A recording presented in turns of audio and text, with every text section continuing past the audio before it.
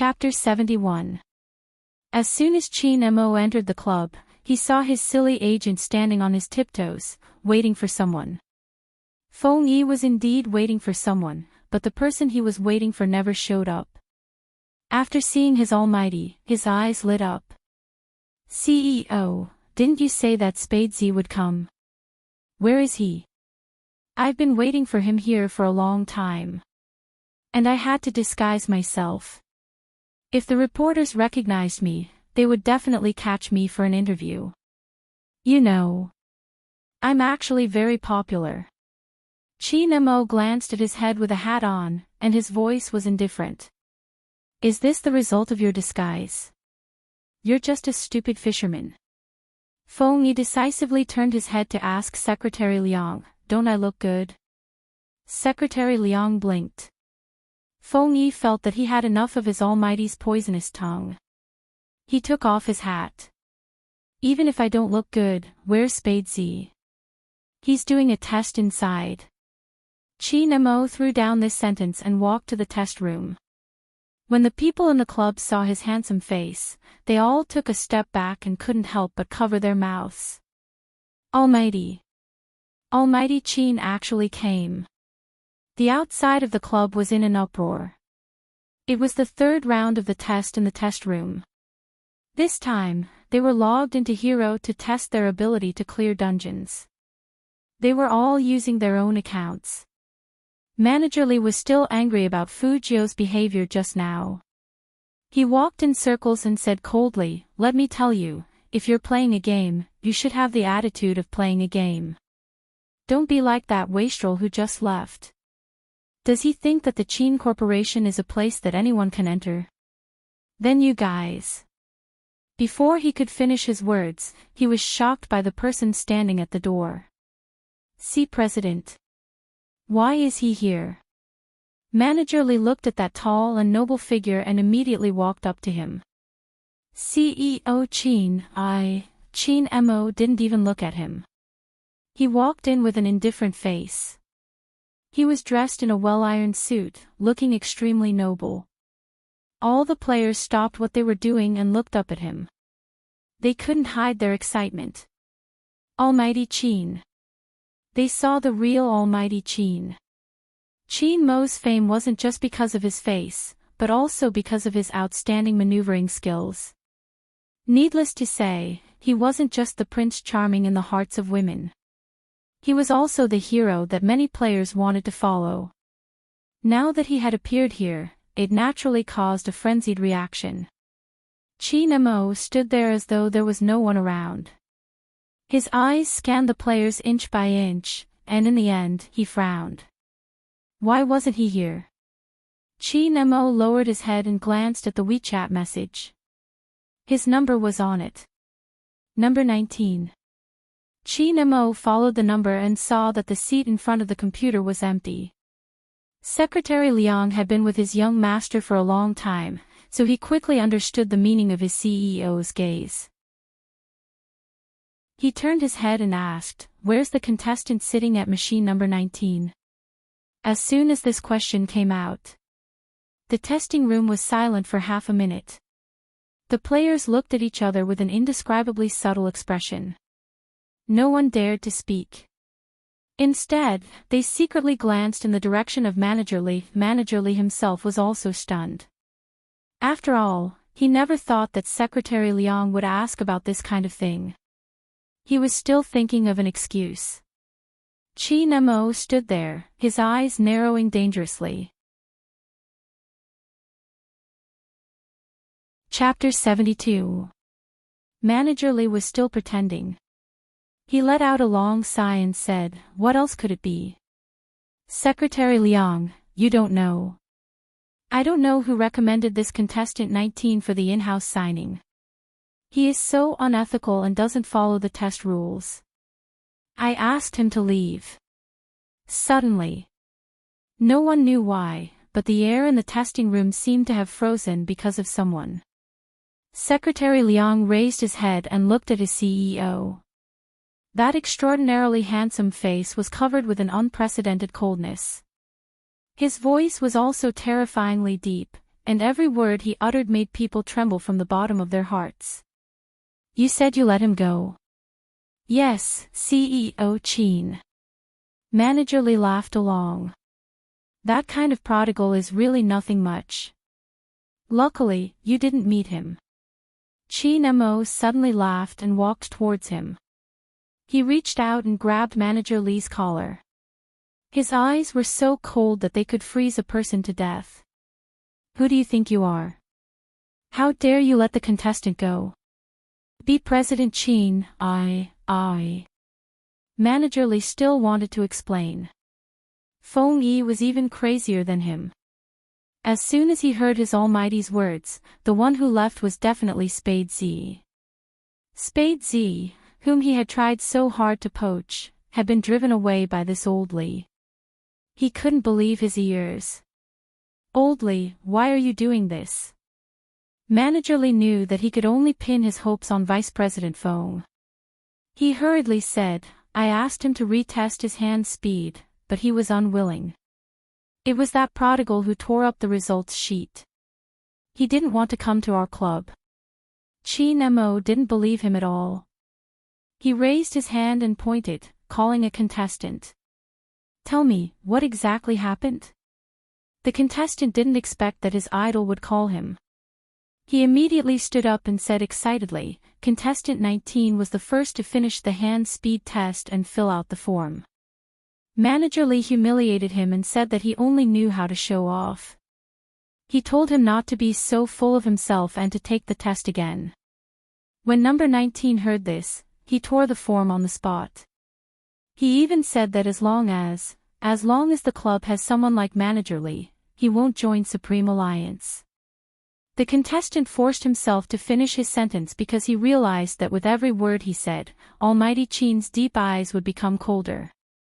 In the end, it was like a frozen pond. He looked as if he was going to kill someone. Feng Yi was listening from the side. He hadn't expected things to turn out this way. He looked up at Manager Lee, his hand trembling. I asked you to watch the test. Did I ask you to cause trouble for me?" Chin Mo didn't waste time with anyone. Instead, he grabbed Manager Lee's collar and pressed him in front of the computer. He was born in the third generation of the military and had never been gentle. At this moment, he displayed his ruthlessness to the extreme. Take a look at his hand speed. People like him have the right to be arrogant. That kind of Chin Mo was simply too terrifying. It lacked the nobility and indifference of the business world. His eyes were bloodthirsty and cold. Manager Lee's whole body was trembling. "Boss Chin, I didn't do it on purpose. I really didn't do it on purpose." Chapter 73. It's me. Chin Mo threw him to the ground after he finished speaking. Manager Lee was completely stunned by the two cold words. His eyes shook violently, his face pressed against the computer screen, and just like that, he slumped into his seat. Even after Chin Mo left, he didn't come back to his senses. His face was frighteningly pale. Because he knew that his future was over. He would be fired immediately without the CEO's order, and he wouldn't even be able to survive in Jiang City. Why? Why was that wastrel introduced by CEO Chin? At the same time, Fuzhou's hand speed was also displayed on the computers of all the contestants. Looking at that result, everyone who knew about games was stunned, and then there was an unbelievable uproar. More than 90%. At this moment, everyone was silent. Shock, and astonishment swept through the entire testing room. That kind of hand speed was something they couldn't achieve even if they practiced for a lifetime. Who on earth was this contestant 19? Everyone was asking, and everyone was curious. But his information had already been torn up and thrown into the dustbin. What a slap to the face. Chin Mo strode forward. That extremely cold back made Secretary Liang and Feng Yi pale with fear. Especially Feng Yi. He was in charge of this internal drawing. Who knew that his people would directly reject Spade Z, who was poached by the CEO? Not only would the CEO be angry, but he also wanted to kill that bastard Oldley right now. Secretary Liang didn't dare to remind their CEO about the afternoon dinner, so he shrunk his neck and pretended to be invisible. Suddenly, Qin Emo stopped, took out his phone, and pressed the screen with his fingertips. He tilted his handsome face slightly. "Where are you?" 3 simple words. Did it look like a WeChat message? Secretary Liang and Feng Yi looked at each other. The person who could make the CEO send a WeChat message at this time, that little devil, Spade Z. At this moment, Fujio was still looking at the hot pot restaurant that the boy mentioned. She raised her eyebrows. "Is this the ordinary hot pot restaurant you mentioned?" It was the only Michelin-starred restaurant in the 3 northeastern provinces. Apart from being rich, one had to be powerful to eat there. Ordinary hot pot restaurant. There were less than 10 of them in the whole world. The boy laughed and scratched his head. What do you want to eat?" I'll ask them to get it for you." "Meat, I'm a pure meat eater." Fujio didn't even look at the menu. She just sat there devilishly and smiled charmingly. "I didn't expect to pick up a rich second generation in a competition." The boy began to stutter again. No, I don't have any money. However, I can only treat you to hot pot. In the future, when I earn money, I'll treat you to something else." "So cute." Fujio winked and smiled, exuding a seductive aura. Boom. The boy blushed again. Do you always talk like this?" "What?" Fujio lowered her eyes and started to mix the sauce when she saw the soup being served. The boy pushed up his glasses. "Yes, it's been discharging electricity." "That's how handsome you are." Fujio rested one hand on the back of the chair. Her silver hair and black eyes made her look devilish. The boy was stunned for a moment before he smiled. That's right. Wait, is your phone ringing?" "Phone?" Fujio turned sideways and took out her phone from her pocket with one hand. Seeing that it was a WeChat message from Almighty Qin, she held a chopstick in her mouth and replied. Chapter 74. At the Qin Group Club. That slender figure that could gather all the dazzling lights had already walked in. Other than the contestants who wanted to see their Almighty Qin, even the media set up their cameras. All of this was proof of Qin Mo's popularity. He wasn't in the entertainment circle, but he was more famous than a superstar. Other than Qin Mo, no one else could achieve this effect. It was as if it was that kind of natural arrogance that made him so popular that when he appeared, people would cover their mouths and scream.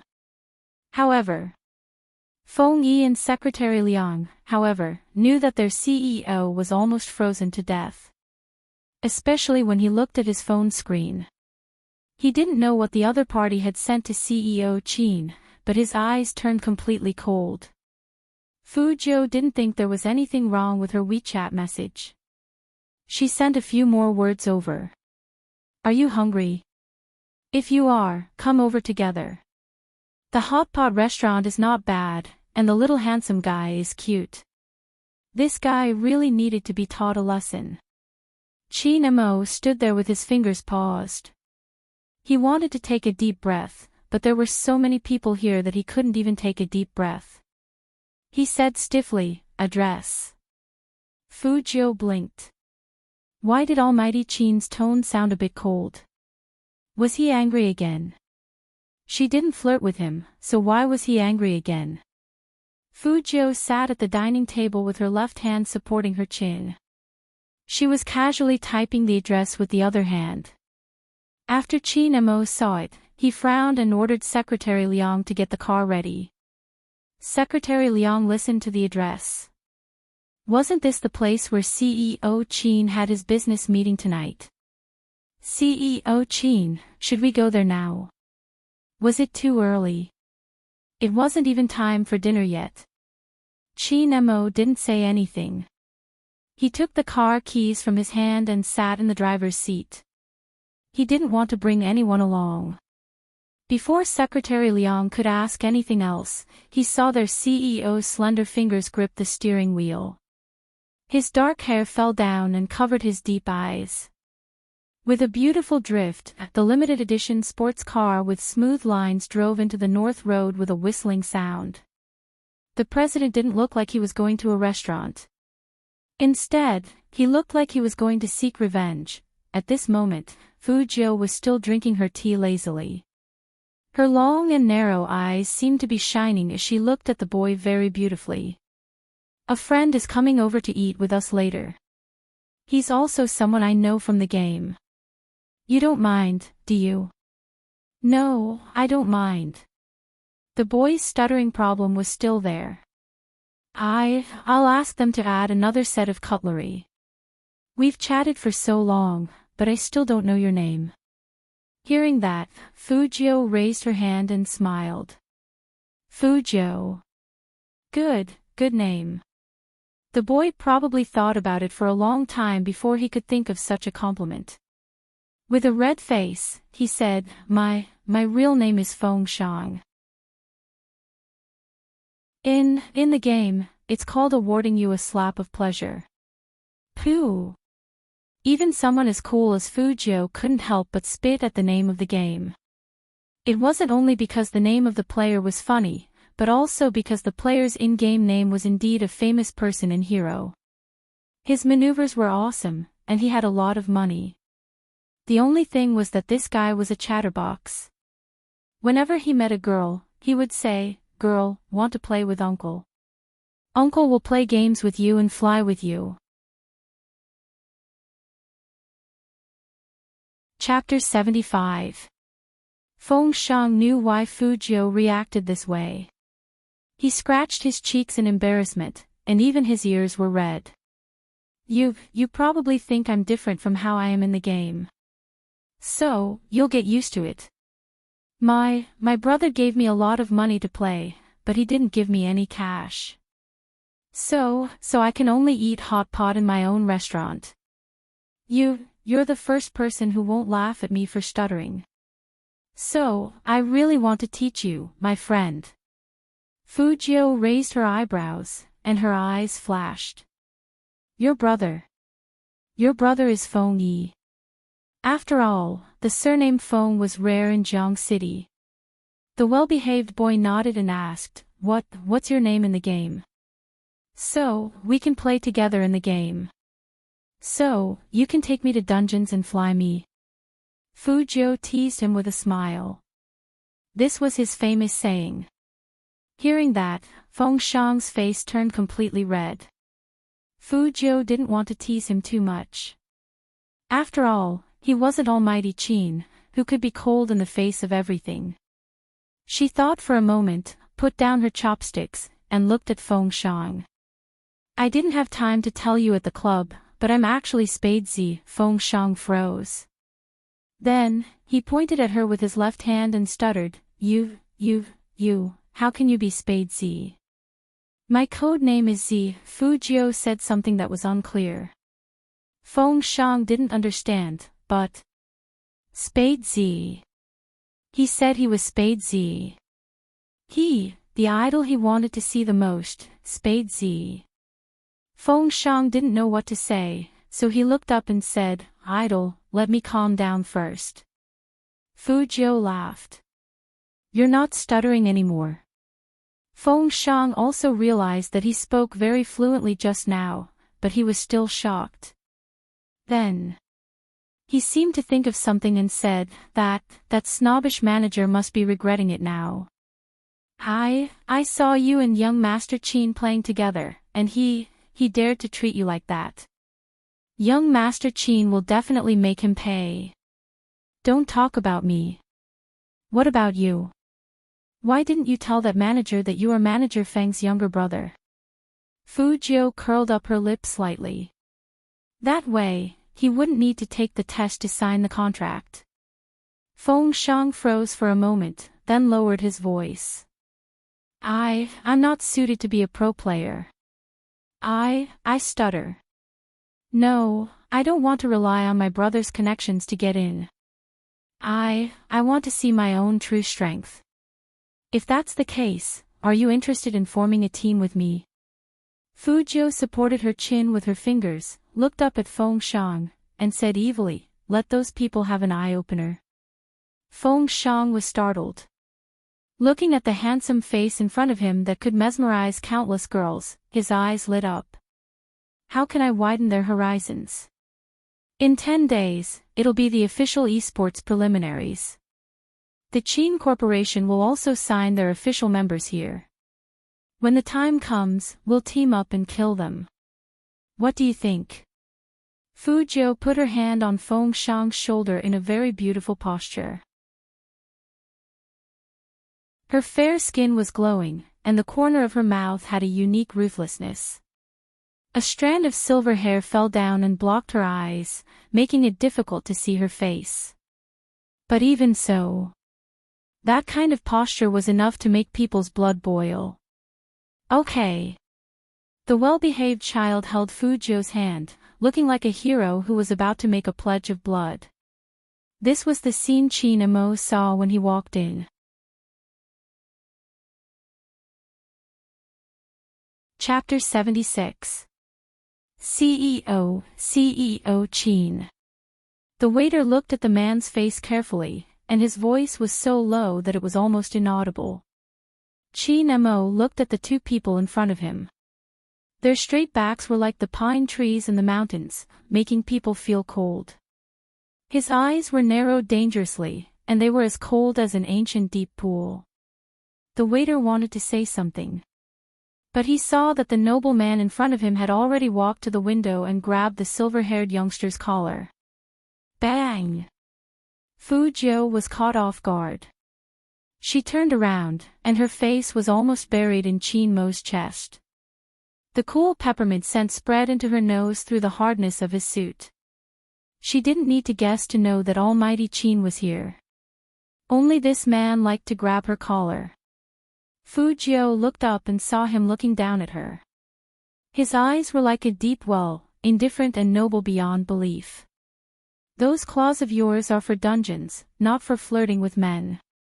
Qin Emo pinched Fujiu's back, and his voice was sexy and bewitching. If I see you flirting with anyone again, I'll break your hands. That would save me some trouble. Fujiu raised her eyebrows. I'm not flirting. We are in the alliance. And almighty Qin, you care about me so much. Is it because? She smiled slowly as she said this. She leaned over and whispered in his ear slowly, "Are you jealous?" Every man's ear was untouchable. Even if Qin Emo was abstinent, he was still a normal man. What he couldn't tolerate was being blown on like this. Looking at that face that made one's teeth itch, the youngster's smooth and tender face with the scent of youth candy, it was a very likable face, but he wanted to pinch it to death every time. Fujiu smiled and moved closer. Did I guess it right? When she moved away from him, her face brushed past his, and her pale lips were about to touch his ear. Fu! Jiu! Qin Emo pulled forcefully and threw her back onto the seat. His cold, thin lips were pressed into a straight line, and his fists were clenched tightly. His voice was icy cold. Stay away from me when you speak, I'm not gay. I won't be jealous of you. Sit down and enjoy your hot pot. Qin Emo was speechless when he heard Qin Mo's words, "You'd better stay away from me." Fujiu touched the bridge of her nose. Are you really angry? Did he go to find me after the meeting, only to find that I wasn't there, so he got angry? You can't blame me. That manager of yours is really too troublesome. With my bad temper, do you think I can tolerate it? The only reason I didn't beat him up was because he was on your turf. Does that mean I have to thank you? Qin Mo's voice turned colder. Feng Shang was dumbfounded. After all, he had seen young Master Qin a few times, but he had never seen him treat anyone like this. He didn't look like he really wanted to deal with his idol, but his eyes showed that he really wanted to break his idol's neck. But, what did his idol just do? He almost kissed young Master Qin's ear. Was he looking for death? As his idol's new comrade, he had to say something for his idol, or else young Master Qin would really ban his idol. Young Master Qin, this really isn't Jojo's fault. That manager Li obviously didn't like him, so he told Jojo to get lost. Chapter 77. It was a nice word, but when Almighty Qin said it, it brought a chill that made people shiver from the bottom of their hearts. The air around them seemed to be frozen, and all the waiters didn't dare to look at him. Young Master Qin, who had power over 3 provinces, was really not someone to be messed with. They also hoped that second young master would shut up and stop talking, or even young Master Qin wouldn't be able to save second young master. Feng Shang did shut up, and his head was about to drop to the ground. Wasn't Jojo a good name? Why did young Master Qin's eyes look colder than before? Fu Zhou knew where the problem was. After all, if it were him, he would be in a bad mood when he found out that his friend was gone. In fact, Almighty Qin thought highly of her, or he wouldn't have gone to the club to find her right after the meeting. Almighty Qin could have sent his secretary, and he didn't have to go himself. Thinking of this, Fu Zhou put down her chopsticks, looked up at Qin Mo, and sighed. You didn't give me a letter of introduction, and that manager's words were too harsh, so I had to leave. Hearing the youngster's low voice, the coldness in Qin Mo's eyes gradually disappeared. He did forget to give this guy a letter of introduction, and he thought that nothing would go wrong with Feng Yi around. Thinking of this, Qin Mo took another look at the youngster with his head down and chopsticks in his hands. He frowned, and an inexplicable sense of guilt rose in his heart. So let's not talk about the past. Sit down and eat hot pot. Fu Zhou reached out and grabbed Qin Mo's arm. With the Almighty here, the food would definitely be able to keep up, and they could order a few more plates of meat. Qin Mo didn't expect the youngster to suddenly do this, and before he could react, he was dragged to a chair by the youngster. Their shoulders were still touching, and the distance between them was so close that he could clearly see the fine hair on the youngster's white cheeks if he tilted his head. This kind of closeness made him a little uncomfortable. He frowned, sat up straight, and said in a low voice, "That manager, I've taken care of it for you. Come back to the Qin group with me after dinner. Almighty, we are brothers." Fu Zhou scooped up the tender beef without looking up. She had an evil smile on her face. I'm someone who cares about my reputation. Think about it, if you were humiliated like that, would you go back just like that? When Qin Mo heard the word humiliate, his fingers paused. He hadn't considered this point. When he saw the youngster pick up a piece of beef for him with his chopsticks, Qin Mo's beautiful brows furrowed even tighter. Since when did he become considerate of others? Was it because the youngster's expression was pleasing to the eye? Or was it because of the word friend? He didn't forget that he wanted to crush this guy to death just now. It also saved him the trouble of always doing things that challenged his patience. However, in the end, this matter was indeed a problem on his side. Feng Shang, who was on the side, was very restless. His eyes were only focused on young Master Qin's expression. He saw that young Master Qin was staring at Fu Zhou coldly, and his eyes even darkened. Could it be that he hated his idol so much that he was trying to blacklist him? No, he had to save his idol. The obedient Feng Shang took a deep breath and braced himself to speak again.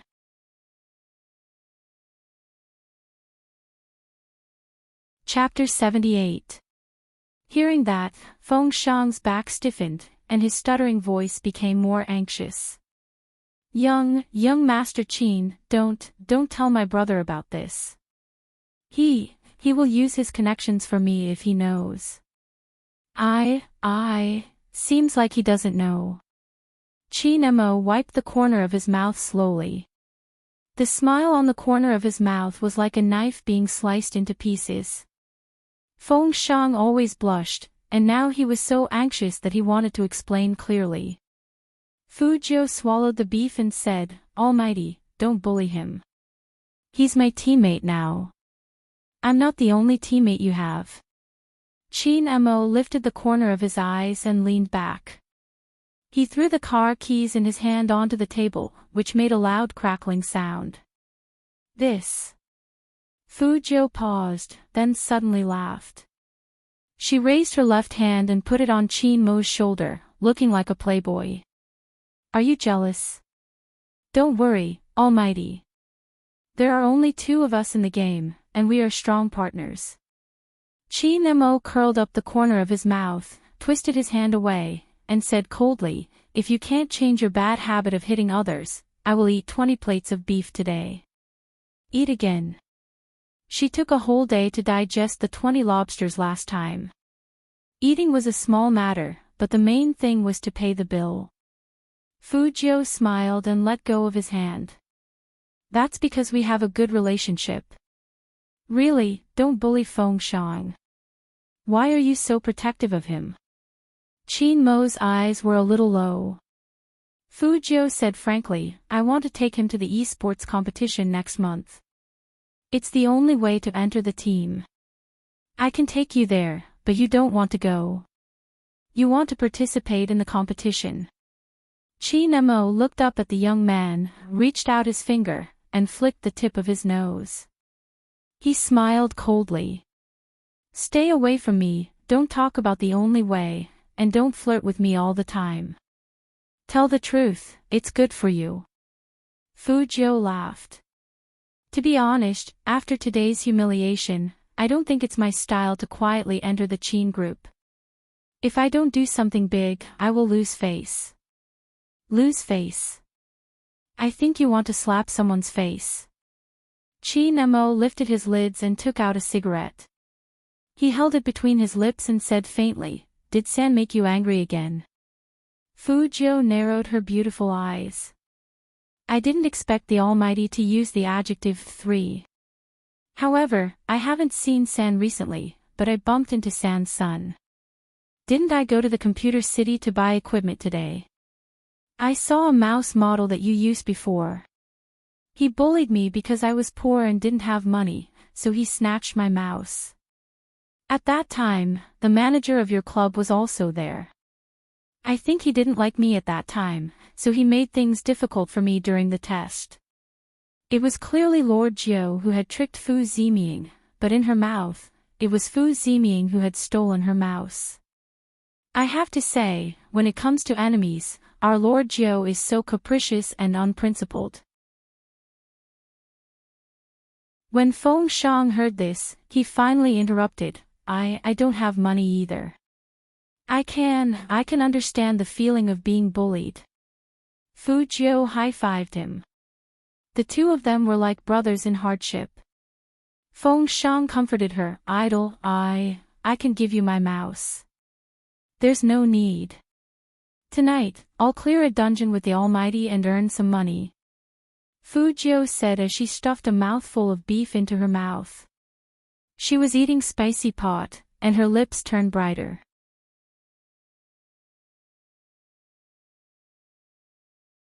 Chapter 79. After finishing the delicious hot pot, Fu Jiu wanted to say goodbye to Almighty Qin and go home to install her minigame. Although she didn't have all the parts she bought, she could still assemble the interior. She didn't expect that Almighty Qin would ask her to stay. I have a dinner here later. Come with me, and I'll send you home after eating. Fu Jiu was about to refuse. Almighty Qin said calmly, I'll play the game with you after eating. Did he mean that if she didn't eat, she wouldn't play the game with him? But she had just finished the hot pot, and now, As if reading her mind, Qin Mo flicked the cigarette butt on his finger and continued, "I'll leave after a few sips of wine. You don't have to force it on me. Actually, I can still eat another plate of beef." Fu Jiu held her chin and smiled. "I'll keep you company." Qin Mo didn't say anything else, but Feng Shang was watching from the side. He felt that young Master Qin's face had finally eased up since he came in. It wasn't good for Feng Shang to stay here because he was worried that his brother would come and find out that he had secretly participated in the competition. Speaking of the competition, Feng Shang still had a few questions to ask Fu Jiu. "Idol, who are the other 3 members of our team? Can you tell me their in-game names? I'll give them gold coins." Fu Jiu was very satisfied that she had hooked up with such a good teammate.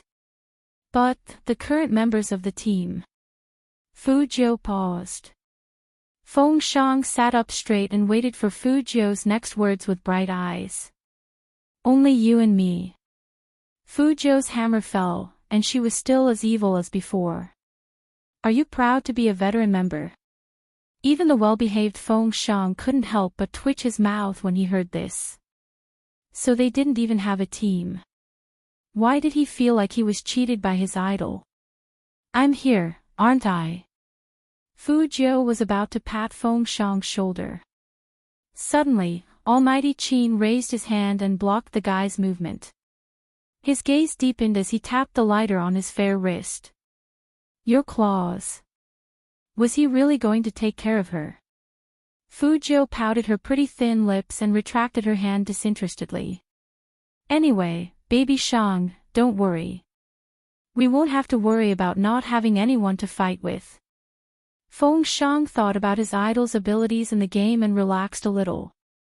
But who the hell was baby Shang? Baby Shang felt bitter in his heart, but he didn't say it out loud. Moreover, being recruited by his idol was indeed a blessing. Even if it wasn't on a large scale now, he believed that they would definitely become popular in the future. Furthermore, his idol had said that he would bring him along to fight for first place. If he really didn't have any teammates, he would use the game's gold coins to buy 3 to join the party. He had plenty of money in the game anyway. Thinking of this, Feng Shang stood up reluctantly. Then I'll leave first, idol. I'll go home and change my equipment. After all, I have to follow my idol and conquer the world. You and young Master Qin, socialize first. All right. Fu Jiu lifted her lips, and her eyes reflected the light. It was very beautiful. Looking at his idol, Feng Shang's handsome face started to turn red again. He thought about it and decided to give his idol some advice, so he secretly tugged at the corner of Fu Jiu's shirt. He didn't expect that his action would make that young Master Qin look at him. He just looked at him. His handsome godlike face was slightly tilted, and his phoenix eyes were half raised. His eyes were clearly curved into a faint smile, but they were cold and sinister.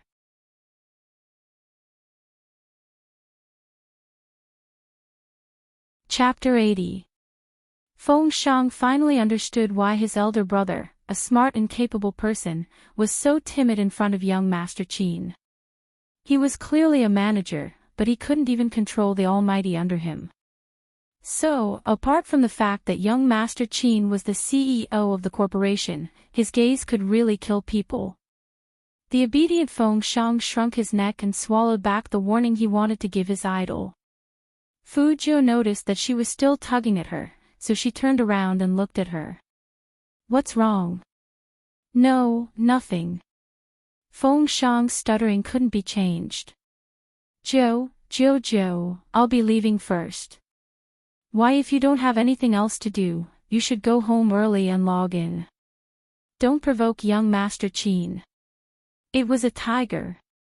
His idol was so smart, he should know this too, right? But the main thing was, judging from his idol's reaction just now, it didn't seem like he knew about this. Fu Jiu, on the other hand, was full. She looked a little like a careless cat. She waved her hand, looking as handsome as ever. You go first. I'll carry you in the game after I finish eating here. Okay. Feng Shang blushed again. He really thought that his idol was good-looking. He didn't want to leave, but he couldn't resist the coldness emanating from Almighty Qin. After thinking for a while, he left the hot pot restaurant while looking back repeatedly. He was the one who asked out with his idol, but in the end, he was the one who had to leave. He wanted to go home with his idol and let his idol see the equipment he had bought in-game. Almighty Qin was robbing her of her love. Thinking of this, Baby Shang felt a little emotional, but he did not dare to say it. He secretly decided to hook up with more girls in the game today. After Feng Shang left, Qin Mo retracted his gaze. His voice was still calm. If you don't want Feng Yi to know that his brother is participating in the esports competition, stay away from him. It's the same in the game. Got it. Fu Jiu stretched her back and agreed, but she might not actually do it. The two of them sat on one side. Sunlight shone in from the outside and shone on the young man's clean and delicate side profile through the floor-to-ceiling windows. Qin Mo stood up with the car key in his hand and raised his eyebrows at Fu Jiu. Get up. Where are you going? Fu Jiu was confused. Didn't they say that there would be a dinner party later? Almighty Qin was still cold and aloof. No emotions could be seen on his face. There's still some time before the meal starts. Go and digest the food first. Is racing to aid digestion. Fu Jiu followed Almighty Qin down, and the first thing she saw was that top-end limited edition sports car with charming lines. It was painted in pure black, but the tires had a hint of red. This kind of car had great performance, and the starting price was estimated to be over 80. Like? Qin Mo watched as the youngster's eyes lit up. He pressed the unlock button. The receptionist immediately stepped forward and opened the door for him. Fu Jiu thought about it. Generally speaking, at this point in the novel, if she said that she liked it, the Almighty would definitely say that he would give it to her immediately. After all, those gold coins and diamonds from before, right? 999999, Almighty Qin gave it away with a wave of his hand. Therefore, Fu Jiu said seriously, I like it very much. Just like the lobsters, give me 20 of them, I won't complain.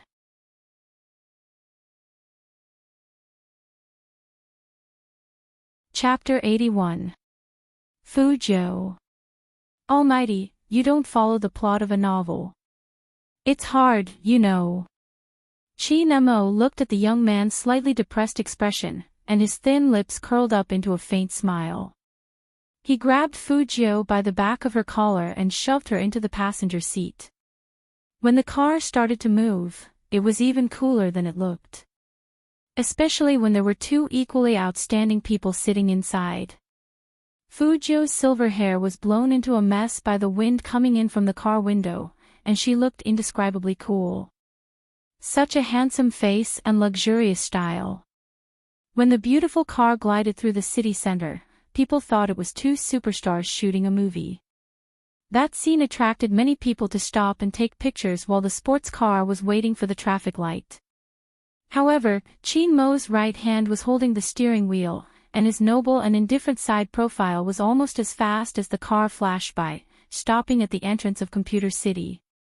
Fu Jiu looked at that place and couldn't help but raise her eyebrows. Qin Mo stood there, tall and handsome. There weren't many people in the store, but everyone who entered the store was looking in Fu Jiu's direction. To be precise, they were all looking at Almighty Qin. After all, this wasn't the outside world, but a place frequented by people who liked to play games. Qin Mo was recognized by his potential fans as soon as he entered the store. It's Almighty Qin. Is he here to buy accessories too? I didn't expect to see Almighty Qin here. Most of the people who came to buy equipment were boys, and they weren't as crazy as girls. But because of Chin Mo's popularity, it still caused quite a stir. When the store manager heard that Almighty Chin was here, he immediately strode over, not daring to be negligent. After all, for businessmen like them, Chin Mo was not only an esports almighty, but also a young Master Chin who could shake the entire Jiang city with a stomp of his feet. The store manager's face was full of smiles. Just as he was about to speak, he saw Fu Jiu standing beside Chin Mo. The mouse-snatching incident happened not long ago. The store manager naturally had an impression of it, especially Fu Jiu's cool silver hair and handsome face. It was hard to forget. But he never expected that this young man would appear with Almighty Chin. The store manager's heart skipped a beat, and his voice shrank a little. Young Master Chin Mo glanced at the store manager, his tone cold and concise. Which mouse did he see in the afternoon? Take it out. There weren't many words, but the store manager cleared his throat with difficulty. Young Master Chin, we only have one mouse in the store. After it was taken away at noon, we're out of stock.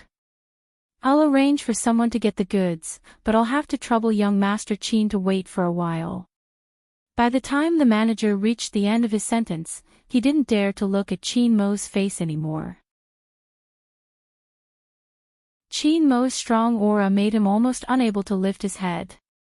Chin Mo's voice was still calm.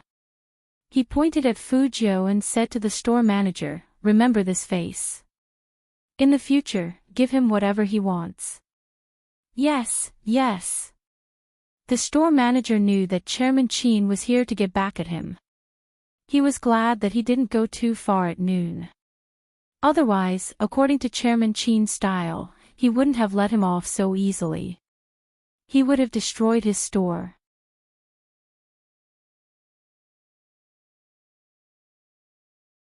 Chapter 82.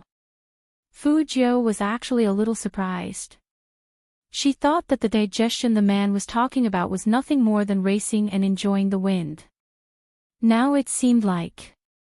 Fu Jiu looked up and smiled at Chin Mo. She didn't expect the Almighty to have such a good understanding of his friends. When Chin Mo turned his head, he saw the youngster looking at him. He arched a brow and tugged the back of his collar. Which one do you like? Pick one. Almighty, there's really no one who would like to be carried around by you like this. As Fu Jiu spoke, she adjusted her collar, still looking handsome and naughty. She turned sideways and said with an evil smile, if you touch me again, I will think that you are secretly in love with me. Chin Mo was no longer someone who would get angry over such words. He patted the back of the youngster's head and smiled coldly. Shut up and pick your stuff. It was the first time in Fu Jiu's life that someone had slapped the back of her head. She was caught off guard, and her handsome face was buried in her collar.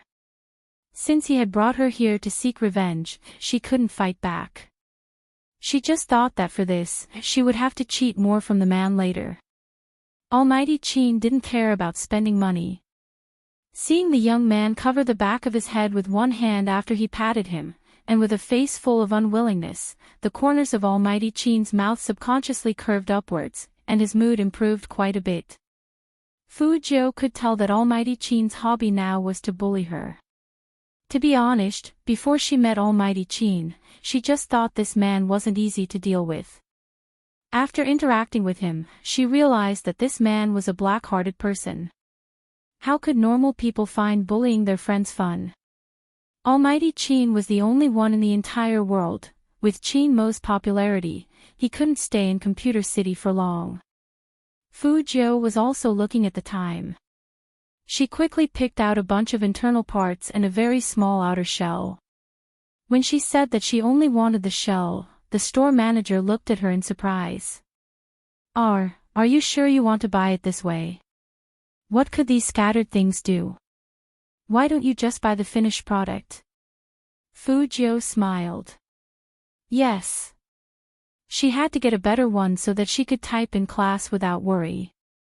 Chin Mo was sitting next to her with his long legs crossed. He was reading an esports magazine. When he heard this, he lifted his eyes towards Fujio. His eyes were as deep as an ancient lake. They looked calm, but there were many secrets hidden in them. Fujio also noticed that Chin-mo was looking at her. The man already knew that she was a hacker, so there was nothing to hide. She turned her head and smiled at him. I want to make my own laptop. Chin-mo raised his eyebrows and walked over. His slender fingers picked at the pile of spare parts. His businessman nature didn't change. The hard drive here won't do. I have one with me. I'll give it to you when you enter the Chin group. In other words, if she didn't enter the Chin group, she wouldn't even be able to think about it. Inexplicably, Fujio understood the hidden meaning in the Almighty's words. What about these things today? If you don't join the Chin group after the competition, you'll have to refund me the original price. As Chin-mo said this, he threw the bag of stuff into the young man's arms. He put one hand in his trouser pocket and smiled faintly. Seeing this, Fujio raised her eyebrows. What digestion? It was just a trick he came up with to enslave her better in the future.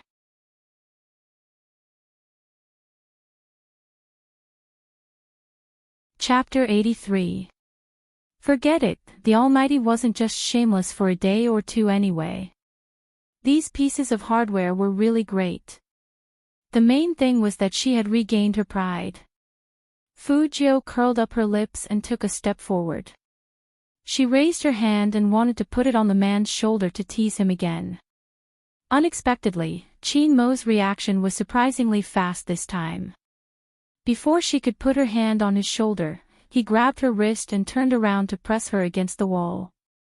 His breath was cold. You don't want your claws anymore. Fujio was still smiling, and her eyes were shining. Almighty Chin, I realized that your ears are very fragile. There were a lot of group owners watching from the side, and everyone who saw this scene couldn't help but widen their eyes. Especially the store manager, who was watching from the side, was trembling. What the hell was going on? They had never heard of young Master Chin having this kind of taste, silver-haired handsome young man. Did the Chin family know about this? The geeks who were buying equipment were also watching, secretly swallowing their saliva. They really wanted to take pictures but didn't dare to. No one dared to mess with Almighty Chin's power. But that kind of posture really made people think the wrong way. Plus, both of their faces were ridiculously good-looking. Both of them seemed to be exuding hormones all the time, so it was inevitable that people would think in that direction. Fujio didn't think much of it, but it was really not good to be pressed against the wall like that. Looking at that handsome face right in front of her, her smile became wider, and she turned her head, seeing that the young man was going to blow at him again. Chin-mo used force again and pressed him back against the wall. The light in the bottom of his eyes released a charming color. Fujio. It was probably because the young man's face was too young and too small. He couldn't bear to do it, so he pinched him hard. But in order to teach the young man a lesson, Chin-mo still took action. He leaned over domineeringly, and his thin lips were close to the left ear with the black stud. His warm breath matched with his handsome and unruly side profile, giving people an indescribable feeling of ambiguity. But his voice was cold, and it was heavy on the ear, making people feel numb. Big brother, as an experienced person, let me tell you, don't blow at a man's ear casually in the future, understand? With that, Chin-mo straightened his back. He didn't understand how this guy could remain indifferent when he was flirting with someone. It was just that when he saw the porcelain jade white ear, the round and exquisite earlobe, he actually had an urge to play with it. She must have been angered by this fellow who flirted with her regardless of the situation. Even he was affected by it. However, a certain someone still had an evil smile on her face. She didn't seem to be shocked at all. Her beautiful eyes narrowed. Brother. Qin Mo arched a brow and adjusted his tie, looking very restrained. I'm older than you. If I don't call you brother, what should I call you? That was true. But if she took Almighty Qin as her brother, it would be a little stressful. After all, Almighty Qin looked like a profiteer from the beginning. If he tricked her again and made her sign a contract to sell herself or something, Fujiu raised her eyebrows. The loss outweighed the gain. Seeing that the youngster was still contemplating, Qin Mo was instantly infuriated. His voice turned cold. What? Is it wrong for you to call me big brother? Of course not.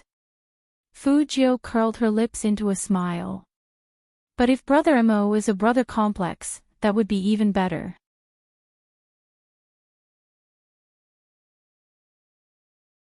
Chapter 84. 6:00 in the afternoon. Before there was a traffic jam. Fujiu and Qin Mo went back to that Michelin restaurant after buying the spare parts. Secretary Liang was already waiting there. He stood at the door in a well-ironed suit, looking at the time from time to time. It wasn't until he saw his CEO's smooth black sports car that he let out a sigh of relief. But the next moment, Secretary Liang's eyes widened. He actually saw someone in the passenger seat of CEO Qin. When Chairman Qin was driving, he rarely let anyone sit next to him. Who was that person? Secretary Liang took another step forward to take a closer look. But in the end, what surprised him was that he had actually seen that person before. Wasn't that the useless young master of the Fu family that CEO Qin met on his way to school? Secretary Liang couldn't be blamed for calling Fujiu like that. In fact, as the Fu family's business got bigger and bigger, Fujiu's reputation got worse and worse. It wasn't the first time that Secretary Liang had heard of Fujiu's name. In Jiang City, anyone from the upper class would sneer when they saw him. How many nightclubs had set him as a no customer? Especially those elegant places, people would simply shake their heads at the mention of his name. Plus, after what happened this time, it seemed like many people were waiting to see He Honghua and her useless son make a fool out of themselves. Although these weren't the main point, how could CEO be with such a person? Thinking about the few friends next to the president, almost all of them came from the military compound. They were either politicians or soldiers. Which one of them wasn't a famous person? But this one. Secretary Liang watched his CEO take the bag from the young man's hand and throw it into the back seat casually. He seemed to be saying, "I'll drive you back later, why are you still taking it?" or something along those lines. Secretary Liang thought that he was either asleep, or there was something wrong with his eyes or ears. CEO Qin. He called out to Qin Mo, but his eyes fell on the young man. As smart as Fujiu was, of course, she noticed that Secretary Liang was sizing her up. She didn't say anything and just smiled lightly. Her silver hair and black eyes carried a faint air of nobility. Secretary Liang was shocked. When he met young Master Fu in the past, he wasn't like this. Young Master Fu acted like a nouveau riche and didn't know how to restrain himself. Why did he look so elegant today? However, Secretary Liang was a man of action. He wouldn't say things that weren't meant to be said. Instead, he said to Qin Mo respectfully, "CEO Qin, Boss Li and Boss Zhang are already waiting inside." "Would your friend first, he's going up too," Qin Mo said faintly. Fujiu hooked up her lips at him. Secretary Liang watched as the two people walked into the restaurant side by side. He was shocked again. Even though this dinner party was set up by Boss Li and Boss Zhang to curry favor with their Boss Qin was not the only one. But, did this young Master Fu have the right to sit at such a table? It wasn't that Secretary Liang looked down on Fujiu, he just found it weird. Since when did their CEO become so close to that disgraced young master of the Fu family? This was the biggest contrast in the upper circle of Rivertown.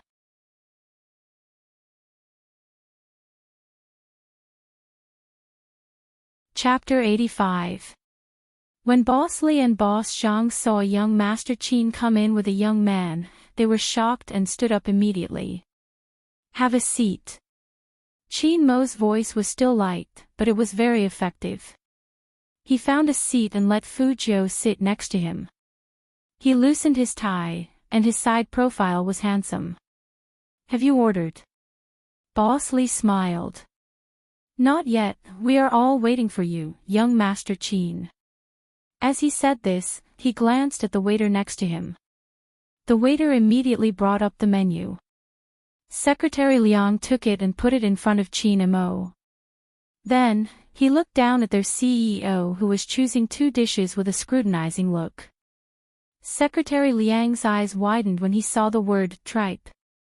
Their CEO never ate this kind of food, saying it was dirty and unhygienic.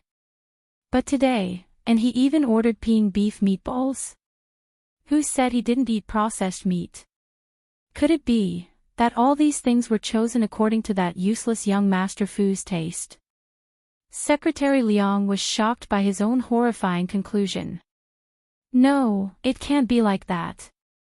He must have been so shocked when he saw Fu Jiu get out of his CEO's car that he thought so much. How could the CEO see if this is enough? "If not, you can add more," Qin Mo said as he tilted his head and lit a cigarette. His nobility as the young master of Jiang City was undeniable. Secretary Liang could only feel his ears ringing. The CEO, he really chose according to the youngster's taste. Fu Jiu looked over, and her shoulder brushed against Qin Mo's. They looked at the same menu, and Fu Jiu smiled. "Add a lettuce." Hearing this, Qin Mo picked up a pencil and ticked it casually. When Boss Li and Boss Zhang saw this, they felt that young Master Qin treated this young man differently. They looked at each other immediately and had a plan in mind. "Young Master Qin, this is..." Qin Mo held a cigarette and threw out 3 words with his nose straight. "My little brother." Little brother. When did young Master Qin have a little brother? He had never heard that the Qin family had other sons besides young Master Qin. Secretary Liang was still drinking tea, and he choked and coughed when he heard the words, "my little brother." "CEO Qin, did you ask boss and madam about this?" Qin Mo glanced at him faintly, slowly puffing out a smoke ring. "My brother." Hearing this, Boss Li immediately replied, "Young Master Qin must have something special about him for young Master Qin to recognize him as his godbrother.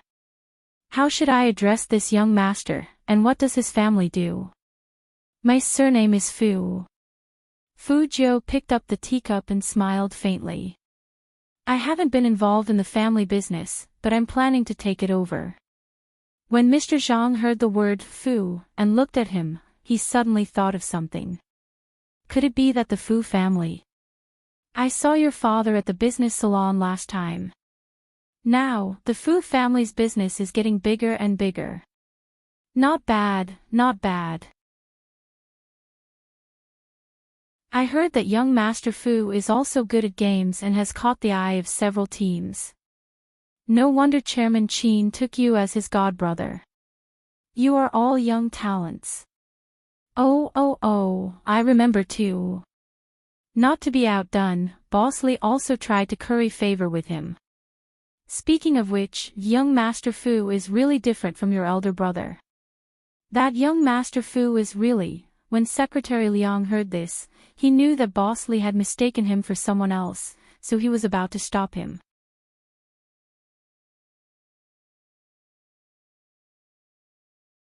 Chapter 86. I really can't say. President Li shook his head. His taste is far from second young Master Fu's. Even his mother came from the countryside. She is illiterate, but she still wanted to start a company. She didn't think about her own ability, and in the end, she was still tricked by your father. It's one thing to say that this son is a joke, but even his mother is the same. Isn't she just trying to make fun of others? Boss Zhang agreed. I heard that he has some special hobbies. No wonder Boss Fu removed his name from the Fu family. If I had a son like him, I would be very angry. Luckily, Boss Fu still has you, second young Master Fu. Secretary Liang listened to these two and felt that it was over.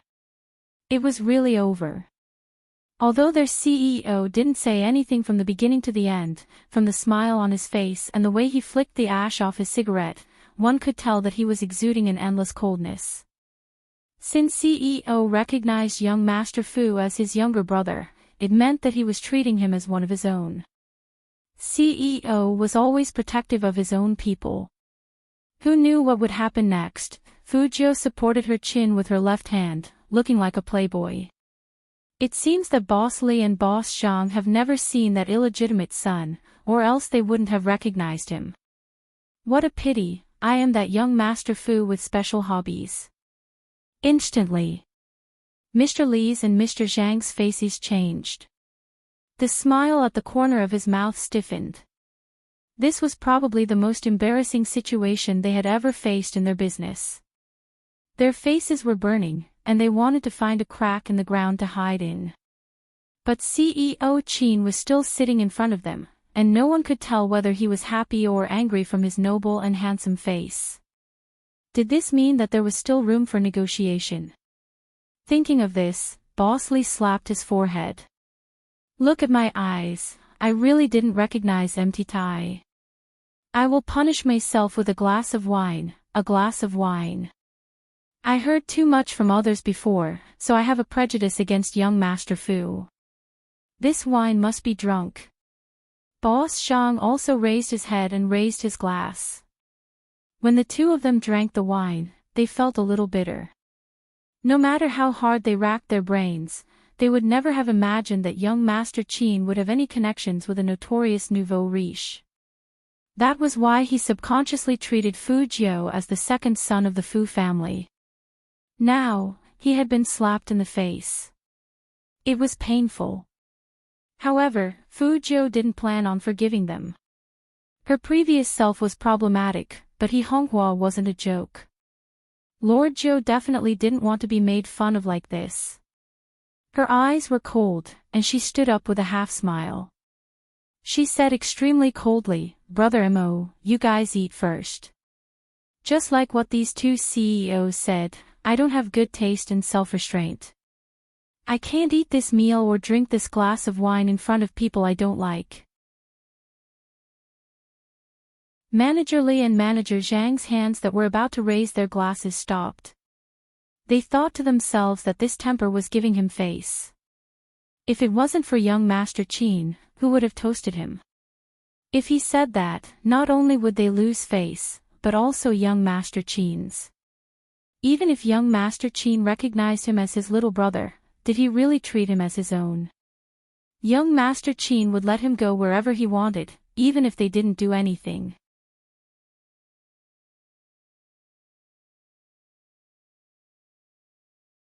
Chapter 87. Hearing that, Boss Li and Boss Zhang were dumbfounded. They watched helplessly as young Master Qin stood up himself. He was wearing a well-ironed suit with a black jacket draped over his shoulders. He looked noble and condescending. The man was still holding Fujio in his hand. He glanced at them, and the coldness in his eyes made their hearts tremble. Young Master Qin, about our business today. Boss Li still wanted them to stay. Qin Mo laughed viciously. Do you think I'll like someone my brother doesn't like? It was just one sentence, but it was enough to make the two of them feel fear. It was as if a freezing chill had drilled into their bones. Young Master Qin, this is all a misunderstanding, young Master Qin. The two of them desperately wanted to explain. They chased all the way from the restaurant to the outside, but they were blocked by the bodyguards in black. They couldn't take another step. The two of them were anxious. They licked their dry lips and looked at Secretary Liang, who was at the back. Secretary Liang, can you help us talk to young Master Qin, or young Master Fu? If he doesn't like us, we can change it. Secretary Liang pushed up his glasses and looked at his CEO's left hand that was holding the young man's wrist. He wondered when his CEO's misophobia was cured, but he still didn't forget to deal with the two in front of him. Boss Li and Boss Zhang, CEO Qin's eyes are sharper than anyone else's. He could tell from your attitudes when you were drinking just now. Let me give you a suggestion. Don't mess around with our CEO Qin anymore. He's protective. He even said something like, my brother. It seemed like the CEO was serious about protecting that young master of the Fu family. Fortunately, these two stood in front of him. Otherwise, he wouldn't have been able to tell what the CEO meant. Secretary Liang decided that from now on, he would do whatever young Master Fu said. Pissing off young Master Fu was equivalent to pissing off their CEO. The consequences were unimaginable. Hearing Secretary Liang's words, Boss Li and Boss Zhang both froze on the spot. Their faces were ashen. The more they cursed in their hearts, the more they regretted it now. If they knew that young Master Qin cared so much about that young master of the Fu family, they wouldn't have looked down on him. Now, they were willing to drink a bottle of wine as an apology. But everyone in Jiang City knew young Master Qin's temper. He wouldn't give them a second chance. This business deal was over. Right now, they were praying that young Master Qin would quickly forget about them. Otherwise, their companies might not be able to continue operating. What did that useless young master of the Fu family do to make young Master Qin protect him like this? It was strange that the two of them knew each other. Young Master Qin really treated him like a little brother.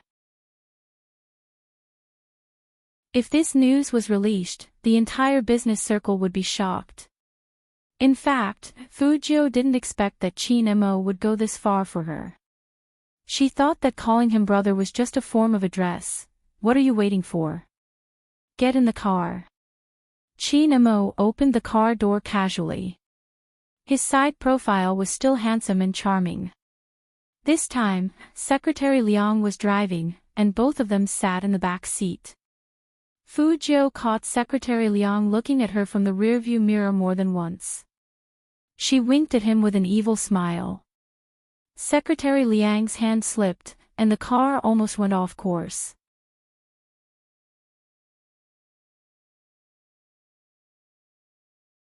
Chapter 88. Many people know that I have only slept for 2 hours since yesterday morning. I have spent the rest of my time defending my rights. The act of the infringer is to make use of the school hunks fans and infringe upon the school hunks copyright without my authorization. According to the perpetrator, she was helping to set up a fan club, claiming that they want to be the support group I described in my article. Thank you, but I don't need your help. I'm the copyright owner of this book. The School Hunks fan club has always been around, in Tencent bookstore and on official channels. The School Hunks official manager, Lu Bebe, Sister Turtle, who appeared in the novel, is the person I described in the novel, not someone you guys brought in by force. It felt like the characters in the book were about to cry from the humiliation. Don't cry. Daddy will make you look more handsome in the future. This incident could also be used as material to write about. After all, the little cuties in Tencent bookstores fan club were doing charity every day to make the school hunk better and better. You, on the other hand, are infringing on the original author's painstaking efforts and obstructing the development of the school hunk. There would be no harm without comparison. As for infringement, the law clearly states that a work of the same genre without the authorization of the original author is an infringement. Now the infringer is defending himself. They like the school hunk. They are genuine fans. Our genuine fans are self-righteous. Excuse me. It must be because I didn't sleep enough to hear such a dumb joke. My fans are the cutest fans in the world. They are young and sometimes deceived. I wanted to thank them in every way I could think of. It's not wrong to say that they're infringers, but they don't understand why we're defending our rights. The group of people replied with anger that came from the depths of their hearts. It came from protecting. No one would remain silent when they saw something they liked being destroyed. As a school grassland author, I called out to those who truly liked the school hunk. Reason complains. He only complained about the 4719555018 group. Don't get involved in anything else, and don't care about anything else. We only complain about 4719555018. You don't need to join the group to complain. You can just click on the top right corner to complain. When he saw some strange comments. For example, admin, you have to hold on. We love this book so much. You have to withstand the pressure and work hard. For example, if we like a book, we don't need to like the author. In such a situation, don't be angry. Hug my babies, don't be angry. It hurts to see you guys angry. As for those who are saying these things, I know that you don't really like this book, and you don't care that the creator's hard work is being lost, and you don't care that you're ruining the school hunk and stealing it. But in this world, there was a saying. Justice may be late, but it will never be absent. The original author could not be protected for the time being. The school hunk was temporarily unprotected. But that didn't mean they would never be protected. The infringers were clamoring for a lawyer's letter and a statement. Therefore, this statement must be posted here. In order to protect my rights, I will definitely reduce the number of updates. The like mentioned by the violator had already damaged the school hunk. If one day I break even more, he must be dealing with this infringement case. So be prepared, dear ones. It's a pity that I've spared these 2 days to prepare for writing. I really don't have the time to defend my rights. Infringement was the bottom line. If they couldn't handle it, they could only defend their rights. The infringers were too unsightly. Also, I would like to thank the beauty who has been helping me complain and defend my rights. I will start legal proceedings to defend my rights.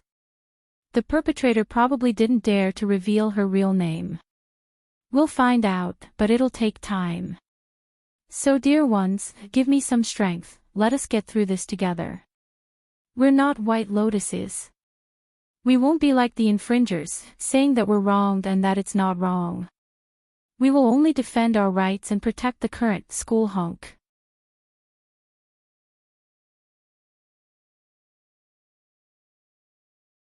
Chapter 89. His beautiful thin lips lowered his voice, with a deep warning, don't flirt with everyone you see. I was just saying hi to Secretary Liang. Fujio sat back lazily with one hand behind her back, looking very handsome. Chi Nemo thought about this guy's flirting skills and didn't believe him at all. He threw a book into his hands and said in a lukewarm voice, lower your head and read your magazine. Secretary Liang is an old man. What's so interesting about him? Secretary Liang, who was in the front, almost vomited blood when he heard this. He was not young, was he? But who did he piss off that CEO had to be so mean to him? Fujio flipped open the magazine, took a few glances, and lost interest. She turned her head and said to the man who was sitting so elegantly, do you have a magazine with beautiful men and cars? Let's have a look. Hearing this, Secretary Liang's heart jumped again. All of a sudden, he remembered something. This young Master Fu of the Fu family, he was gay. The CEO couldn't have been turned gay by him, right? No, that's impossible. Even if his young master didn't like women, he wouldn't like men either. But what if it was true? Wait a minute. How could he forget that CEO was in an online relationship, and there was a little vixen waiting for him in the game, sending him WeChat messages every day? So it was impossible for CEO to be gay. His imagination was really too rich. Ha ha ha. Just when Secretary Liang was about to heave a sigh of relief, he saw his CEO reach out and pinch the youngster's chin. His handsome face was also very close. That posture was like the posture before a kiss, breaking the distance he had been maintaining with people for many years. I don't care what your sexual orientation is, but when you join the team, you are not allowed to flirt with anyone. You'd better put away those weird things you read and only read that business magazine.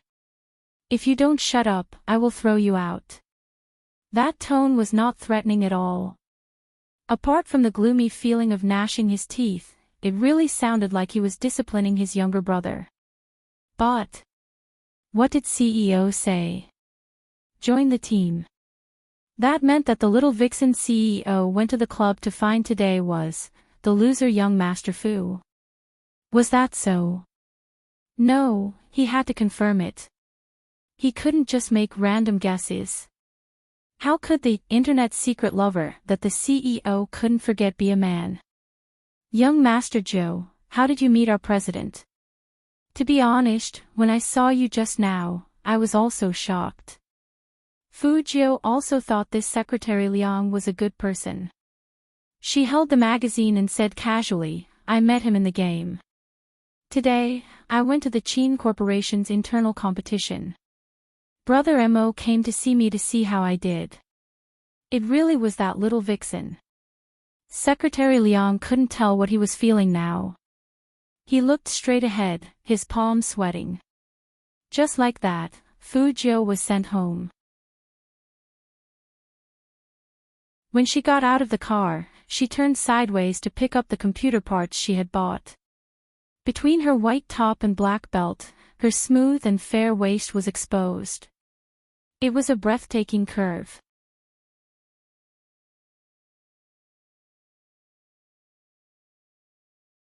Chapter 90. The clothes she was wearing, weren't they short? Fu Jiu looked down at herself. Didn't other boys wear normal-sized tops like this? As for manliness, she, who was a woman at heart, had no need for it. Of course, she wouldn't say this out loud. She just replied casually, got it.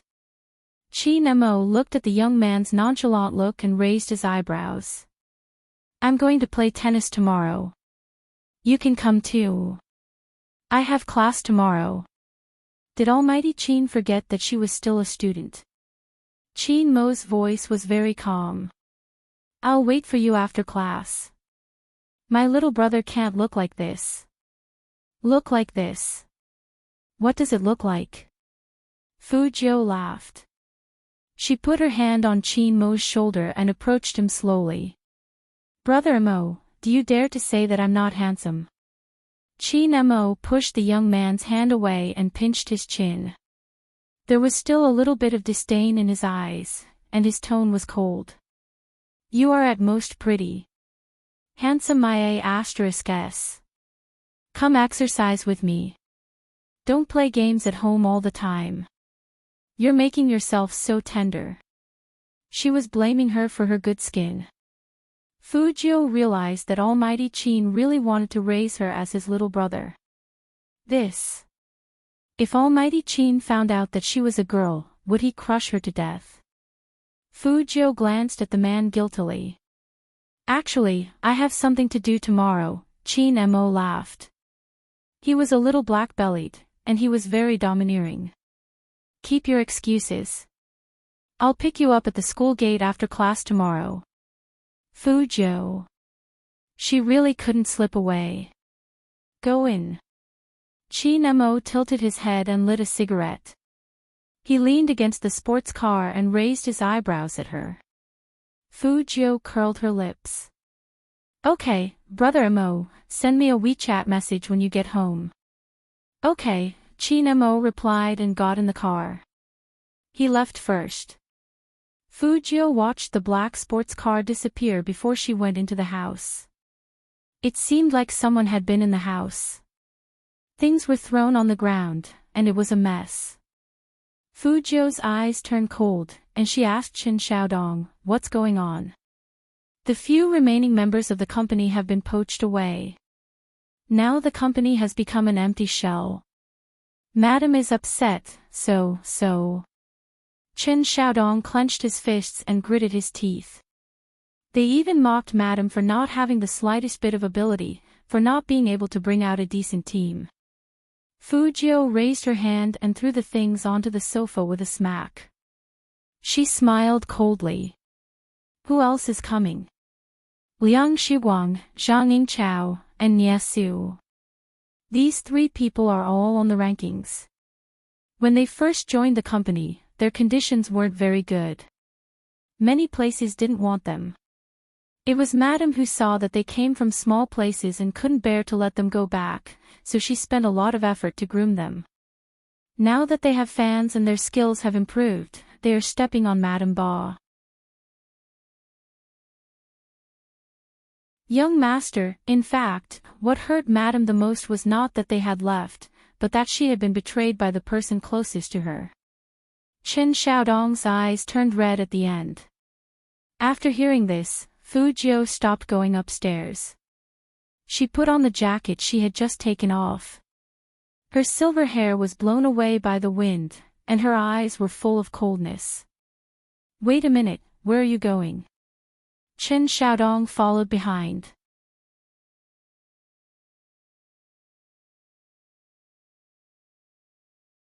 Chapter 91. After autumn, the weather became cold. It was indeed chilly to skateboard outside at this hour.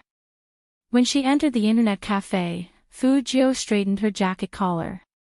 This young man had been here when the machine broke last time, so the boss of the internet cafe had a good impression of Fu Jiu. Another half an hour this time. The boss had a cigarette in his mouth and was fiddling with something with his head down. You don't have to pay, it's open over there. Go play by yourself. Fu Jiu found the boss interesting the first time she met him, so she came to this internet cafe again. I'll play for a long time this time, until midnight. Give me a good machine. What are you doing? Playing games. The boss raised his eyes. His chin was quite handsome. Fu Jiu replied with a half-smile, but her eyes were cold. All right then. Number 19 in Zone A, what game will you be playing later? I heard that a good team is going to play Hero today. You can watch. Fu Jiu laughed. I'm watching this live broadcast. The boss didn't quite understand. He only felt that the young man's handsome face was especially cold today. The internet cafe wasn't small. Fu Jiu sat down along the queue, turned on the computer, and logged into the game. Then she glanced at the rankings. Using the code implantation, she located the positions of those three people. Liang Shiwang, Zhang Yingchao, and Nie Su. These three used their nicknames when they played games, but now that they were signed by a company, they used their real names to attract fans in the live broadcast in order to attract more fans. Fu Jiu glanced at the time on the computer. There was still half an hour before the live broadcast. That was enough time for her to break through the perimeter of the interview. Fu Jiu narrowed her eyes. Ka, ta, a pair of fair and slender hands danced on the white keyboard, and the rhythmic tapping sounded like a lively piece of music. This was what the boss of the internet cafe saw when he walked over with the lollipop the young man wanted. Good hand speed, but what are you doing? Fu Jiu quickly switched to the game page and curled up her thin lips. Nothing, doing some English homework. Homework on the computer. The boss found it interesting, so he chatted with Fu Jiu a bit more. So you play Hero too? There's a competition in the internet cafe, and if you win, you get a prize. Do you want to sign up? Fu Jiu unwrapped a lollipop and held it in her mouth. She smiled lazily. I'm not good at it. That's a pity. I think his hand speed is pretty good. The boss shook his head and walked away. In his heart, he was muttering, why does that English sound so weird? Could it be that he hadn't gone to school for so many years that he couldn't keep up with the times? Now that there was no one around, Fu Jiu opened the code window again.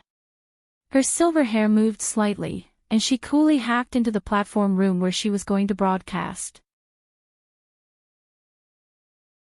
Just as she was about to move, her phone rang.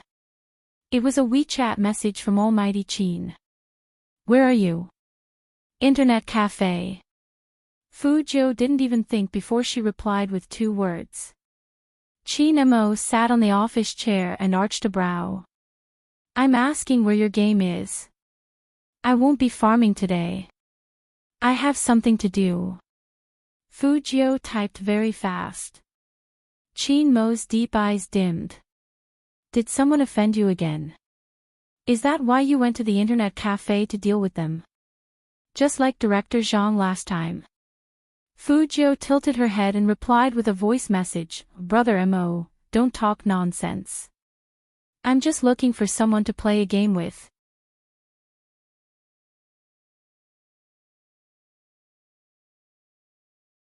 Chapter 92. Fujio looked at the increasing number of viewers on the live broadcast platform, and she smiled. It would be great if Brother Mo could come. Hearing the deep voice, Chin Mo knew something was up. He tilted his head and lit a cigarette. He tapped on the keyboard and entered the game. Following the code the youngster gave him, he automatically came to a live broadcast platform. There were 3 youngsters on the screen, wearing the new team uniform, and they were being interviewed online. "I heard that the 3 of you just changed companies. How are the benefits this time? The fans are very concerned about the benefits you mentioned on Weibo." Liang Shuguang was the most handsome among them, so he was the one who mainly spoke. He wore headphones and sat in front of the computer. When the camera turned to him, he smiled and said, "The new company is more than 10 times better than the previous company that cheated people. Those who like us can rest assured. In the future, we will work hard to present a better condition for everyone. I've heard about the previous company, and it was really not that good." To increase the exposure, the host didn't end the topic. Liang Shuguang said yes, then shrugged his shoulders. "There's nothing we can do about it. The boss is from the countryside. He likes to yell and shout at people. I think the people in the team can't stand it, so they left. A boss who doesn't know how to respect others won't last long." The host closed the book and smiled. "But you guys have met a talent scout, and your future development will definitely get better and better." Liang Shuguang also smiled. "I think so too. Okay, let's stop talking. I'm sure the fans and friends are waiting anxiously." The host pretended to be excited and said, "My colleagues were just saying that the 3 of you are all masters on the rankings, and you are worshipped by many people. The previous company didn't know how to advertise, which delayed your development. Now, you can finally open our eyes. Now it's time for the Almighties to enter the game. Fans, if you have any questions, you can ask them on the live broadcast platform. Remember to send gifts." As soon as the host finished speaking, the live broadcast platform was flooded by one person. It was Fujio. She was wearing black headphones, and her silver hair was shining. "Since you are the Almighties, do you dare to accept a match on the spot? How could such a message come out?" This was not following the script at all. The host furrowed his brows and subconsciously turned to look at the director. However, the director gestured for her to continue the broadcast. What was even more strange was that he didn't know if there was a problem with the network. Their platform seemed to have been controlled by someone, and all the other fans couldn't say anything at this moment. Thus, the words that resembled a battle invitation dominated the entire screen like a cold mountain night. There was no one who didn't know what the words "webcast" meant. If he were to reject her now, he would be losing face before he even made his debut. And looking at that avatar, it seemed to be a newbie. What an arrogant fellow. Since he wanted to be beaten up, he would fulfill his wish.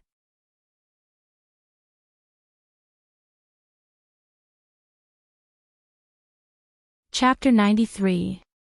Coach. Chin Mo was among the audience watching the live stream. With a cigarette between his slender fingers, he loosened his tie when he saw the two words. He sat on the high-end leather chair with his legs slightly crossed and a cold smile on his face. Someone at this level was qualified to coach his little brother. Thinking of the clean and elegant young man before, and then looking at Liang Shuguang, who had a smug look on his face, Chin Mo instantly felt that his little brother was many times better. It would be even better if he could change his flirting habit. Of course, Almighty Chin didn't realize that his current thinking was a typical brother con. In the internet cafe, Fu Jiu was wearing her black headphones. She smiled evilly and replied with one word, "You." "Me?" Liang Shuguang laughed even louder. "My dear fan, I advise you to choose the other two. If I fight with you, your HP will be depleted very quickly." Fu Jiu held the lollipop in her mouth and sneered. "How would you know without fighting?" "What? You don't dare to take it."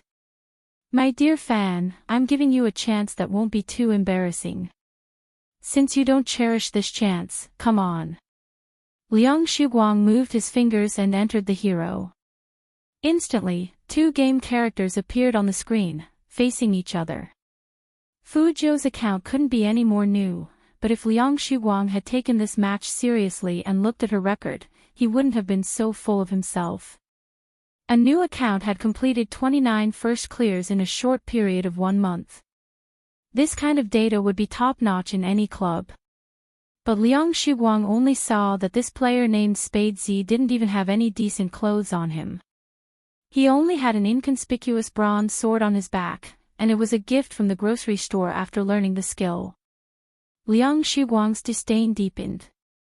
"Friend, your equipment is too lousy. Do you need me to let you have a few moves first?" "No need." After Fu Jiu typed, she spat out the lollipop in her mouth and skillfully picked a chocolate-flavored one into her mouth. She tilted her head and smiled. Do professional players talk so much during a match? Liang Shuguang narrowed his eyes. Was she shameless? Ha, in that case, let's begin. Liang Shuguang's sneer could be seen by everyone watching the live broadcast. Zhang Yingchao and Nie Su encouraged him. "Shuguang, he's just an amateur. Just teach him a little, don't take it too seriously." "Alright, give me a minute. Once everyone's settled down, we'll livestream the dungeon." Liang Shuguang confidently put on his headphones and placed his fingers on the keyboard, waiting for the game's 3-second countdown. He wanted to stun his opponent first and then use a few moves to destroy him. This way, it would be more interesting to watch on the live broadcast. However, what he did not expect was that just as he moved his index finger, before he could even use his proudest gaming skill, he saw a flash of light across the computer screen. His HP bar dropped at lightning speed. He did not even see his opponent's movement clearly before he fell heavily to the ground in a spray of blood. In the internet cafe, Fu Jiu was waving her mouse and typing on the keyboard. Her movements were beautiful, and she didn't even give her opponent a chance to revive. She used another big move.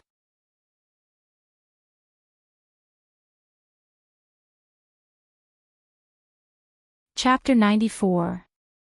Lost? He actually lost in front of his fans. Liang Sudong's frozen expression was transmitted to every corner of the country through the live broadcast. How long had it been? 10 seconds. 20 seconds. Definitely less than half a minute. And the result? Liang Shuguang, who was yelling about teaching someone a lesson, was killed in seconds as soon as the game started. Everyone who was watching the live broadcast was shocked. Many players in the internet cafes even stopped playing games and stood up to watch the big screen in the internet cafes. They were crazily scrolling through the screen, and that fiery scene couldn't be controlled at all. Who the hell is this guy? He's so handsome, so handsome. Wait a minute, I think I can leave a message.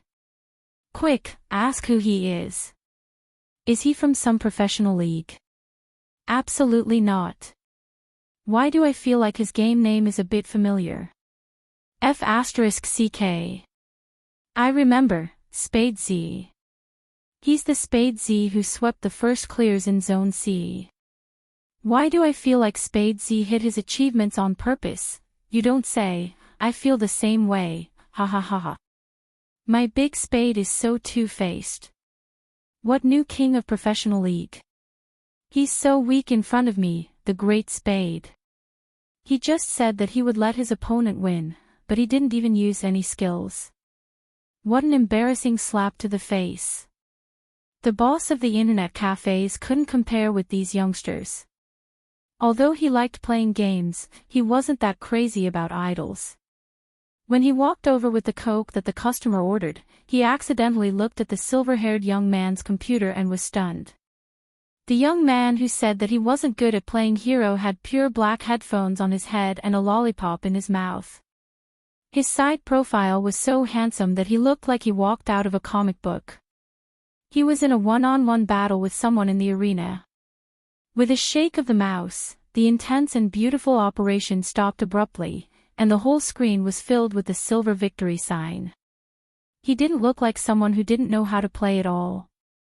Instead, he looked like a master among masters. The boss walked over and wanted to take a closer look. But after he saw the game character on the screen clearly, his eyes shook violently. Spade. Spade Z. Fujio looked like she had just gotten out of a fight. She looked back fiercely with a lollipop in her mouth. She put her slender fingers on her lips and made a shushing gesture with an evil smile. The boss was really shocked. He looked at the young man's androgynous face, and then looked at the 200-inch LCD screen hanging on the wall of his internet cafe, which was still playing the live broadcast. The excited voice echoed throughout the internet cafe. Every gamer deeply worshipped Spade Z at this moment. That beautiful and arrogant movement, that explosive strike, that elegant move that struck the enemy in an inch of space. But this godly player, who had been repeatedly picked by professional teams, was actually sitting in his internet cafe and playing games. What's more, he was using a machine that cost 5 yuan per hour. He had always been treated as a high school kid who only knew how to play single-player games. Who would have thought? Excitement, astonishment, and vexation filled his chest. In the end, the boss couldn't take it anymore. He clutched his chest and said, "I'm going to have a cup of cold water to calm myself down."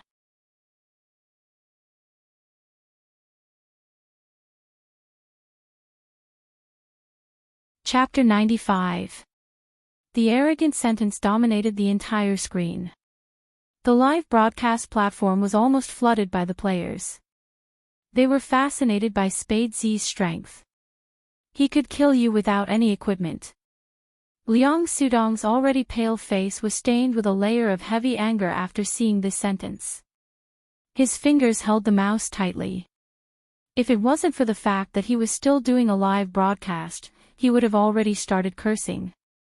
This guy was obviously here to make things difficult for him, and he even hid the victory.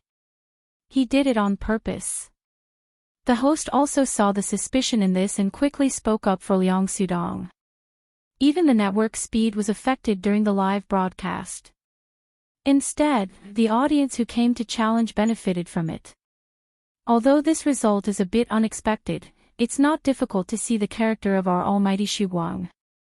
He is very considerate of the fans and even gave up the victory.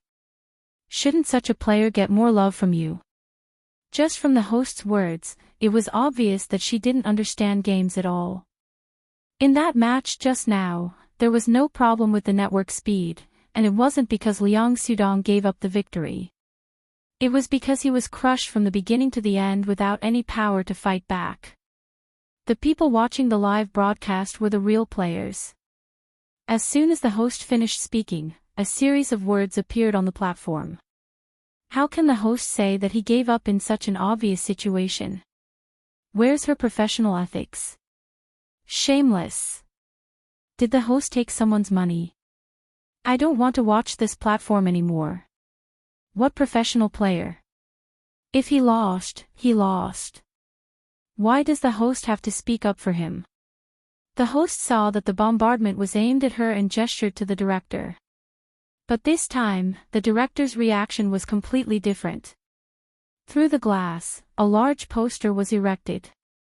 Interview that Spade Z. Hurry up. Such a heated discussion, it must not stop. The host had indeed taken money from the mistress of the Fu family. Now that she was being treated like this, she felt uncomfortable. Who knows if he found someone to play for him or if he used a cheat. Liang Shuguang said coldly, "You know we are doing a live broadcast, but you still came to challenge us. Do you want to be famous? Good publicity." The host pretended to be surprised. A plug-in. That makes sense. I've heard of this Spade Z before. I heard that he swept Zone C as soon as he came out, and he used a new account. Logically speaking, it's impossible for him to complete the first kill mission. There's a high chance that he used external software. Qi Nemo had just poured himself a glass of red wine. Before he could sit down with the cork in his hand, he saw this conversation. His deep eyes gradually turned cold. He could take care of his younger brother. Since when was it someone else's turn to interrupt? Moreover, he knew that Guy's hands speed better than anyone else. Cheat code. Who was he trying to humiliate? Did he think his brother was the same as these idiots?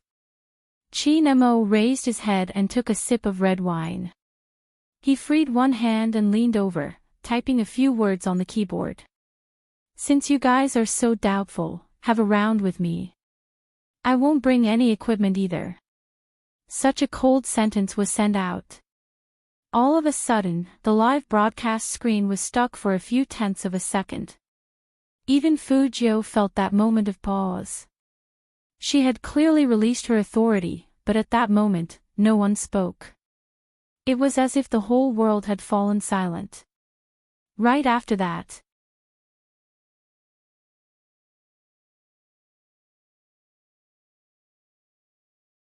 Chapter 96. Almighty, Almighty Qin. It's really Almighty Qin. Almighty Qin's letter of challenge. Holy **T. This is not a dream. I can watch Almighty Qin play live again. I want to see his hands. The internet cafe where Fu Jiu was also affected. The players watching the big screen were all petrified the moment Qi Nemo appeared. Then, they all screamed excitedly. The whole internet cafe was bustling as if it was New Year's Eve. Except for Fu Jiu, who was still sitting in front of her computer, all the other computers were empty. Everyone was looking at the TV screen with shining eyes, yelling for the boss to turn up the volume. Qi Nemo, Qi Nemo, Qi Nemo. Just looking at those two words was enough to make one's blood boil. Except for the annual All Stars live broadcast, Almighty Qin would appear on the live broadcast platform. Today. He actually came. The audience were just onlookers after all, and the one who was really scared was Liang Shuguang. Almighty Qin sent that sentence for him to see. How could his skills be better than Almighty Qin's? He might even die more miserably than before. The host was also shocked when she saw the name of the game, and then women's thoughts started to run wild. She didn't play games, but in Jiang City, there was no woman who didn't want to be close to young Master Qin. The host was lost in thought, thinking about how to talk to young Master Qin later. Finally, the director backstage couldn't help it anymore. He walked over, pulled the host back, and raised the microphone. I think the audience is in the same mood as me. You all want Almighty Qin to make a move, right? The director said what everyone was thinking. Now, they didn't care about Liang Shuguang anymore. They just hoped that Almighty Qin would turn on the camera. The number of views on the live broadcast platform instantly reached 10 million, and many media outlets started to enter. The agents of other clubs even called the players at this time. Go on the live broadcast. Chin Mo wants to PK. You guys watch. Rather than asking them to watch, it was better to ask them to learn. Almighty Chin never PK unless he led his team to fight in a competition. This was a rare opportunity in 100 years. At the same time, Feng Yi, who was still talking about his next sponsorship, received the news. He put down his glass and looked at the CEO of his partner seriously. Do you have XX live broadcast software on your phone? Almighty, young Master Chin, my ancestor, do you know how much your endorsement fee is? He just casually appeared on the live streaming platform. Secretary Liang didn't dare to look at his CEO's face anymore. To be honest, who would go on a live broadcast to pick a fight over a younger brother? Young Master Chin was definitely the first in history. He was too protective. No, he couldn't let his imagination run wild. The CEO is straight. It was just that he grew up alone. Now that he had a younger brother, he more or less had the tendency of a younger brother complex. That's right, it's a sibling complex. Chin Mo didn't care about the impact he had caused. He had always been known for being domineering and aloof. He just raised his eyebrows and typed 5 words. Are you going to fight or not? There wasn't even a punctuation mark, and his tone was so cold that it could freeze people to death. Liang Shuguang sat in front of the computer. Even though the heat in the broadcasting room was turned on, he still couldn't help but tremble. Meeting Almighty Chin as soon as he debuted would only cause him to be one-sidedly destroyed. At that time, people would only remember his cowardly appearance, and no one would like him anymore.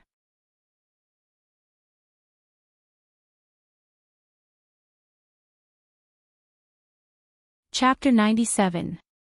Liang Shuguang desperately wanted to retreat, but the director pressed his shoulder hard. Of course, Shuguang, it's your honor to have Almighty Chin guiding you. What honor? How could it be an honor? If he really fought with Almighty Chin, he would never be able to get rid of the word ugly in his career. Director Li, Liang Shuguang still wanted to say something.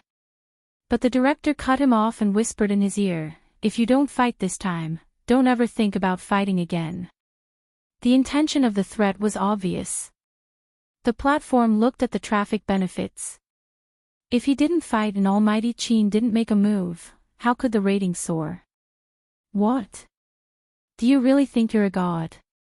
Your boss didn't poach you to make you lose money. Continue broadcasting, and you'll be rewarded later. Liang Shuguang finally understood that after entering the new company, he could no longer do whatever he wanted like before. In the eyes of the new boss, players like them were just chess pieces. These people wouldn't consider his future, they only cared about the benefits in front of them. Liang Shuguang sat back down with a defeated face. After logging into the game, he saw the godlike character in front of him. He clenched his teeth and wanted to make his last resistance. However, Almighty Chin's attack wasn't as fierce as Spade Z's. Instead, he froze his body so that he couldn't even move. He let him bleed bit by bit. Liang Shuguang thought that it would only take him a few seconds to lose face. But Almighty Chin seemed to be playing with him, making him embarrassed for 3 whole minutes. In these 3 minutes, he was as ugly as he could get. The laughter coming from the screen was so piercing.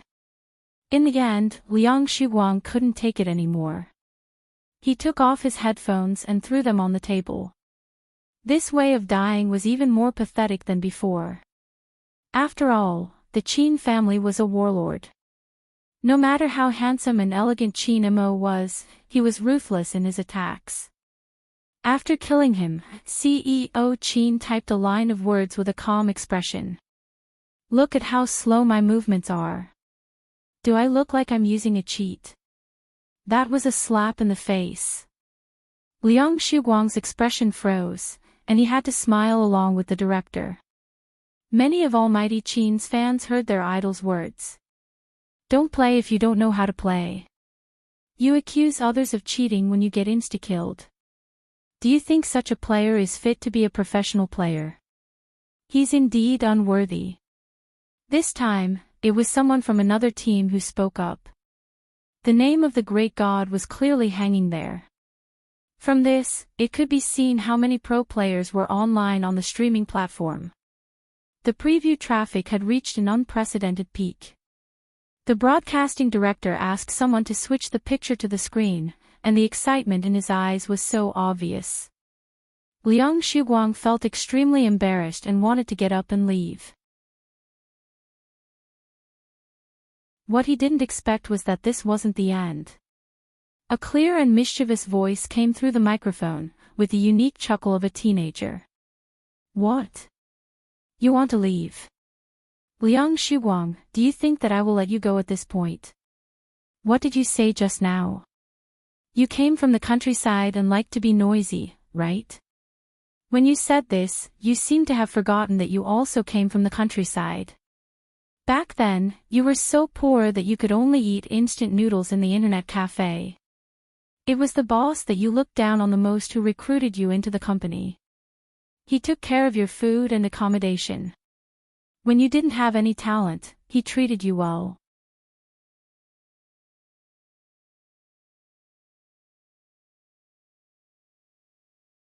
Chapter 98.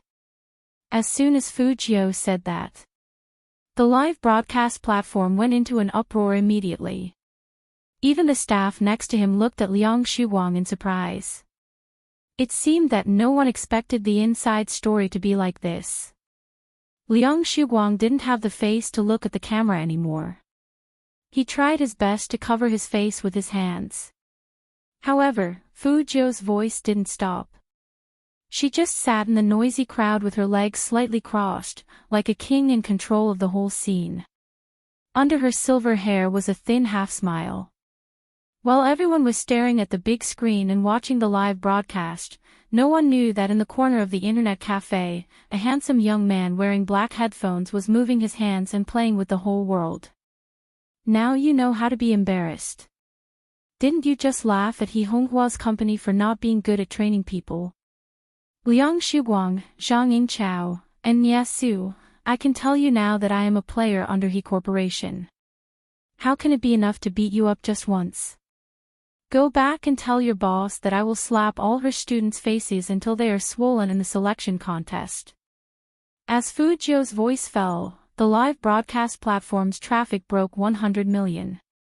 It turned out that this wasn't a PK between ordinary fans, but a declaration of war between two teams. The media smelled the scent of gossip, and they swarmed in like a tide. Countless people on the screen asked, which company is He Corporation? Some people were shocked, because anyone who had heard of He Corporation knew that it was a company that was about to go bankrupt. Spade Z, who swept Zone C as soon as he debuted, won 29 matches, and defeated a professional player in just 18 seconds, turned out to be a signed student of this company. They thought a lot about Spade Z's background, but no one expected that this mysterious master actually came from this company. That night, He Honghua's phone exploded with calls from investors. She didn't know what was going on, but she heard the people on the other end shouting fiercely, "Boss He, why didn't you tell me earlier that our company had such a player? Spade Z. If you had told me earlier, would I have withdrawn my investment? I will tear up the contract, and we will continue to work together. This time, I will invest another 500,000, okay?" He Honghua looked at her phone in a daze.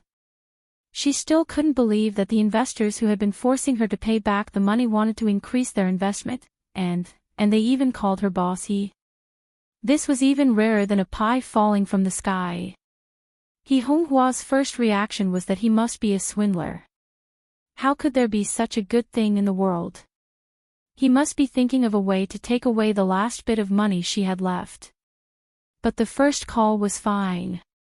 Then, she received a total of 8 phone calls. 5 of them were from investors, and the other 3 were from the most famous local media in Jiang City. They wanted to interview their company's player, whose game name was Spade Z. She had heard of this Spade Z, the almighty who swept through Zone C. But their company didn't have a player named Spade Z. The media even asked her to send a photo to them so that it would be good for their publicity. The key was that she really didn't have such a person on her side. He Honghua was confused.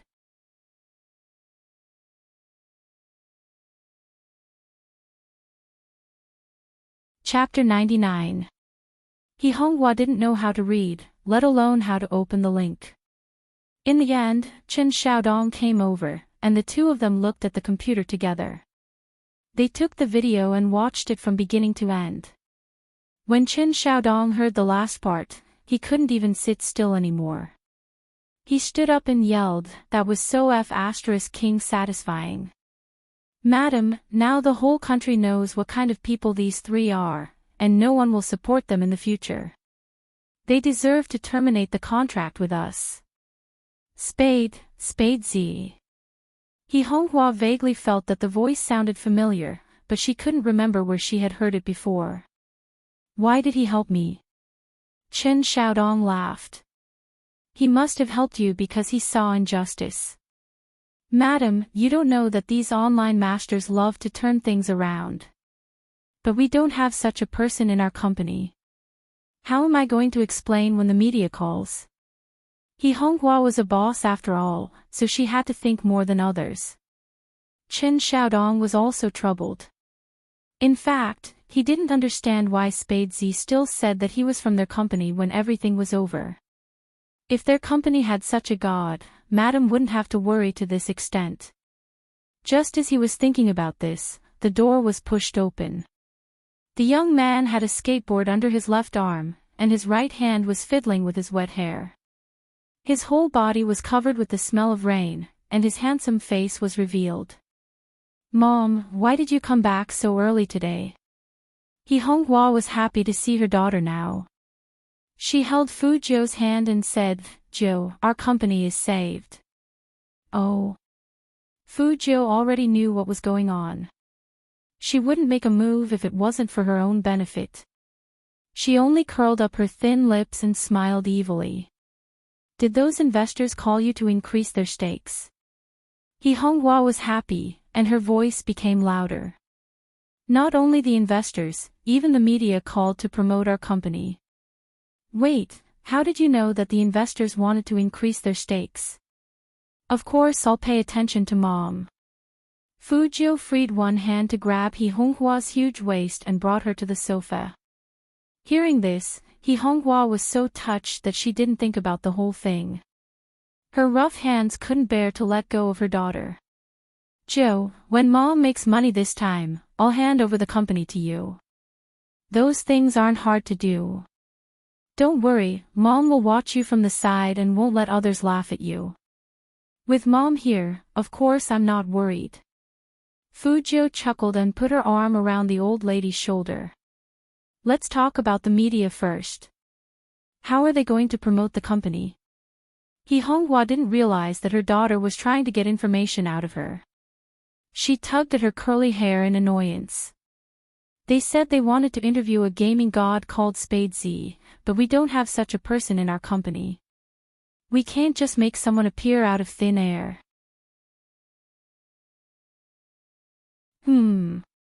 Fu Zhou smiled, looking a little flirtatious. Mom is right. You didn't let it get to your head. The unexpected compliment made He Honghua blush. How could their daughter be so handsome?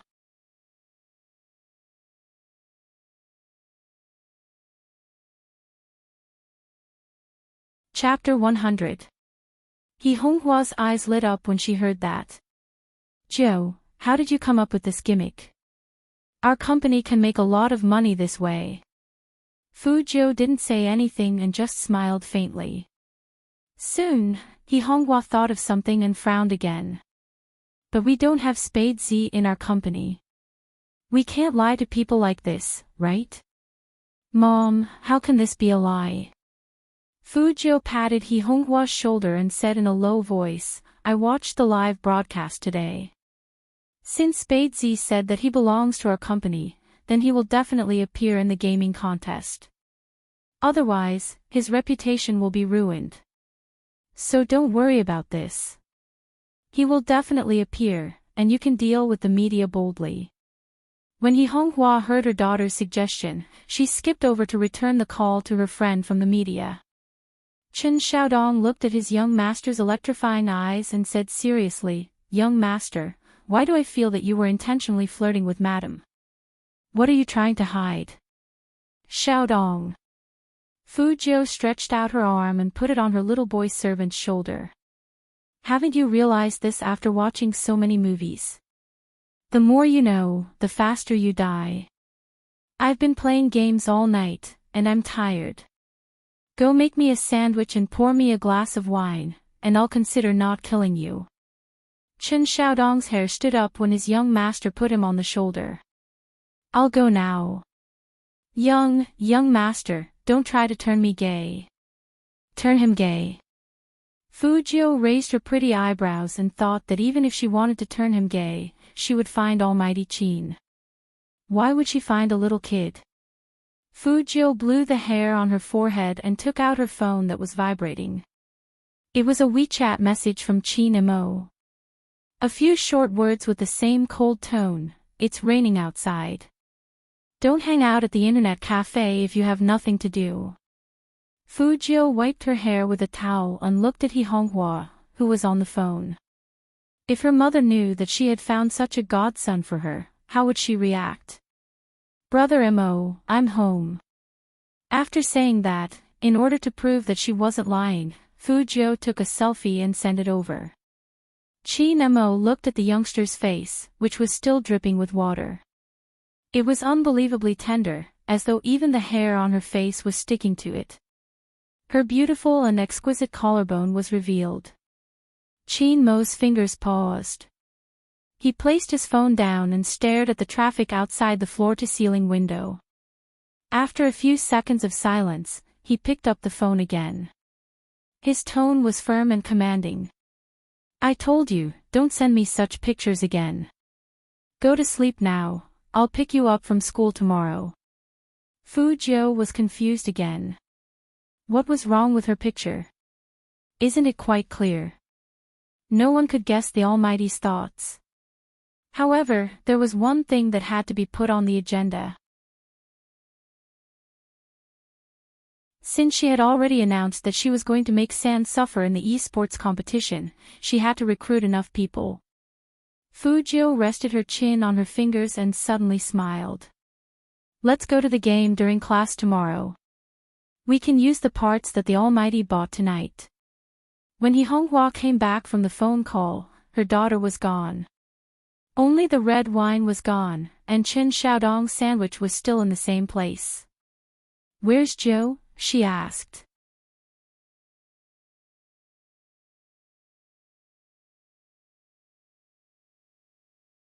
Chapter 101. The next day, Fu Jiu yawned and went to school. She spent the whole night assembling her laptop, and her shoulders were almost broken. This time, she didn't skateboard. She took the bus, and it was 2 stops away. Along the way, she saw many girls in the same school uniform taking pictures of her. Fu Jiu smiled at them with a lollipop in her mouth. When someone leaned over, she held the girl's hand like a gentleman. When she got off the bus, all the girls blushed and followed Fu Jiu excitedly. Only when the young man entered the classroom did they let out a long sigh of regret. However, the classroom wasn't as pleasant. As soon as Fu Jiu stepped in, she saw a mess on the floor. Shui Yaoyao was squatting on the floor. Her long hair hung down and covered her face, but it wasn't hard to see how depressed she was. Even when her fingers touched the textbook, she slightly tightened her grip. "Damn fatty, you should know your place when you're so ugly. Stay away from me," the boy said as he kicked the book in Shui Yaoyao's hand. "Still picking it up? Let me tell you, I've been tolerating you fat pig for long enough. If you still want to stay in class, go tell the homeroom teacher and ask him to change your desk." "What the hell is this? Poor and ugly, it's an insult to my eyes. Shui Yaoyao's fingers tightened again, and the force almost sank into her palm. Fu Jiu knew that she was holding it in because she couldn't cry. Once she cried, she would lose completely. A group of people were watching the show, especially some girls who were covering their faint smiles, and their picky eyes swept over Shui Yaoyao's body again and again. You're right. If she's expelled from school, she shouldn't come back. Although she was wrongly accused of being a thief, it's true that her family is poor. Also, the weather is cold, and she doesn't change her clothes. She only has one set of school uniform, and she doesn't even wash it. Her long hair smells like vegetables. Does she not even take a shower? Ah. Stop talking, it's disgusting. Mocking laughter was always more painful than punches. Shui Yaoyao's head hung even lower, almost to the point where it was buried in the ground. The boy standing next to her wanted to kick again, but he was kicked to the side. There was a loud bang. Before the boy could cry out in pain, Fu Jiu reached out and pulled Shui Yaoyao into her arms. She held the back of Shui Yaoyao's head with her left hand and pressed it into her own chest. She grabbed his uniform with her right hand and smiled evilly. A man who hits a woman is worse than a piece of trash. You can either shut up now, or come with me to the sports field at the back. Let's see whose fist is harder. Fu Jiu's kick just now had already made him unable to stand, and with the way this person was looking at him, the boy only felt goosebumps all over his body, and he took a step back submissively. Fu Jiu raised her eyebrows and let go of his collar. She turned sideways and hooked her black school bag back. Her school uniform was half unbuttoned, and she said faintly, "You don't want to be next to Shui Yaoyao, do you?" The boy opened his mouth with a pale face. Who would like to be next to such a woman? He didn't dare to call her fat pig anymore. He was afraid that Fu Jiu would kick him to death again. Why didn't he realize that this gay was so fierce when he fought?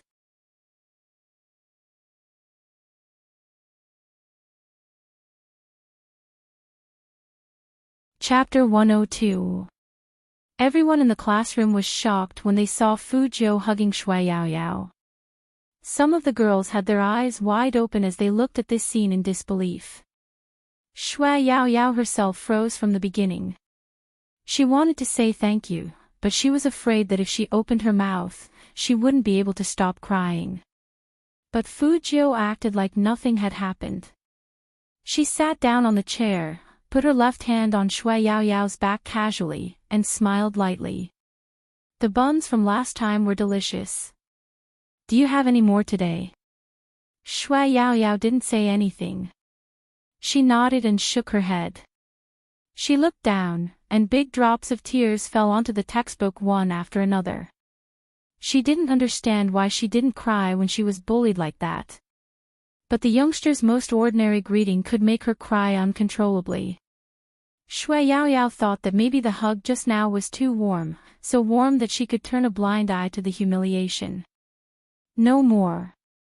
Fu Jiu touched her belly regretfully. Then she moved her left hand, and a lollipop appeared in front of Shui Yaoyao. She had a smile on her face. Take it, girls need to eat sweets. The surrounding students looked at the interaction between the two with envy and jealousy. The prettiest girl in the class couldn't figure out what was so good about that fat pig that Fu Jiu would treat him like this.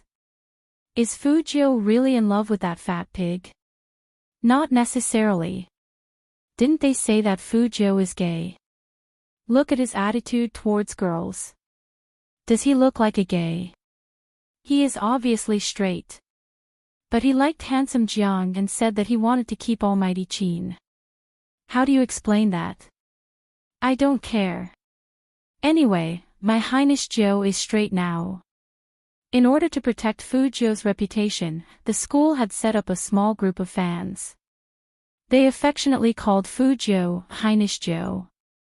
Because every time their highness appeared, that evil look, that attitude of oppressing scumbags, that bright and translucent eyes, that calm demeanor in front of the media, was very much like the ancient princes who held great power. As a result, the phrase, His Highness the Ninth, quickly appeared. Perhaps it was because birds of a feather flocked together, but everyone who liked Fujio had very good values. For example, they had long wanted to stand up for what happened today, but their individual power was limited. Plus, that boy was not someone to be messed with in school, and he had connections with people outside the school.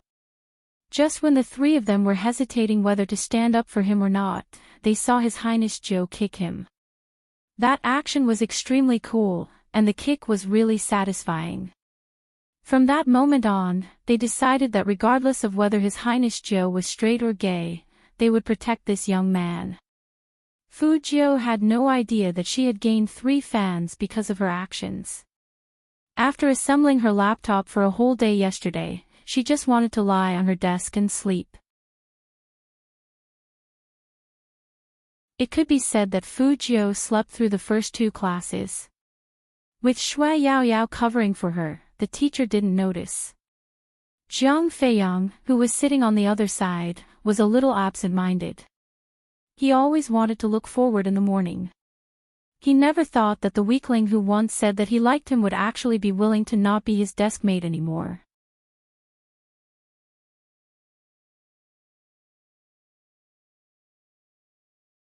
Chapter 103. When Fujio woke up again, it was already the 3rd period between classes. She didn't know what Jiang Feiyang was thinking, but he actually walked to her side, knocked on her desk, and asked in a low voice, "Are you really going to sit here?"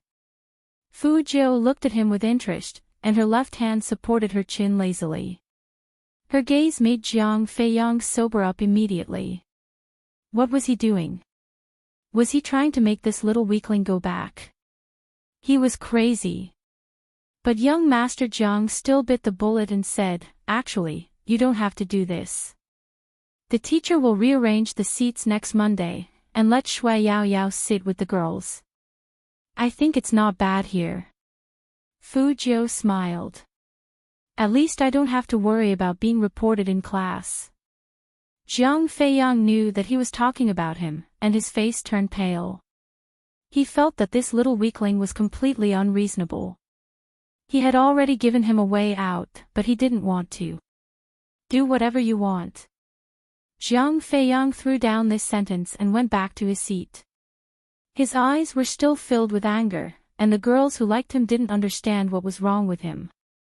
Shui Yaoyao also raised her head. Will I be a bad influence on you?" "Influence?" Fujio took out the modified English textbook from the desk and curled up her lips. "I'm the last student, so why should I be afraid of being influenced? You are better at studying than me, especially in physics. Is that really for humans to learn?" This wasn't the first time Fujio complained about physics, and it was obvious how much she hated this subject. Shui Yaoyao looked at the silver-haired young man sitting next to her with thin lips. Because he had just woken up, there were still a few strands of hair on top of his head. They were messy and a bit casual, as if they could grow a pair of ears. He was so handsome that it made people think that he was shamelessly cute. Shui Yaoyao had never been as happy as she was now. Shui Yaoyao really liked Fujio, and it wasn't the kind of love between a man and a woman. She knew that she didn't deserve the young man with her looks, and she wanted to repay him from the bottom of her heart. Even if he didn't need it, she wanted to make the young man feel comfortable. "In the future, if you have any questions about physics, I can." Before Shui Yaoyao could finish, the phone next to Fujio's hand rang. It wasn't a ringtone, but a vibration. No matter what, the school didn't allow students to bring their mobile phones, but rules were rules. Not many people would not bring their mobile phones. Fujio gestured for him to wait for a moment and then swiped the screen open. It was a WeChat message from Qin Mo. His voice was cold and indifferent, and he sounded like an abstinent CEO. "I'll be near school at noon. Come out, I'll take you out for lunch." Socializing. I'm not going, I'll take a stroll in the game later. Brother Mo. I'm really still a student. Fujio always felt that going to school wasn't that important in Almighty Chin's eyes. How could a straight-A student like him, who was guaranteed a spot in a prestigious university before even graduating, understand the pain of being a slacker? Sigh. Chin Mo paused for a moment, then used the tone of an older brother to remind her again, pay attention in class. Fujio laughed when she heard that. She tilted her head and sent a voice message over. Don't worry, I'm usually very well behaved. My new desk mate is planning to tutor me in the future. Go ahead, see you after school.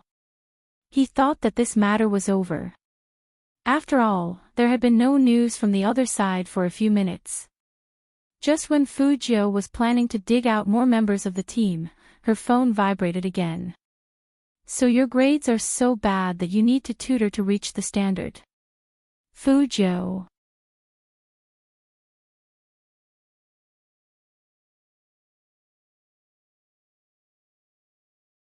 Chapter 104. The main thing was that after saying this, Boss Chin didn't have any intention of restraining himself. Then he added, what rank did you get last time? Fujio's fingers paused. She really didn't want to answer this question, because it was a huge blow to her. She almost suspected that the Almighty said that on purpose. With the Almighty's black-bellied personality, it was very possible. She really couldn't reply to such a man.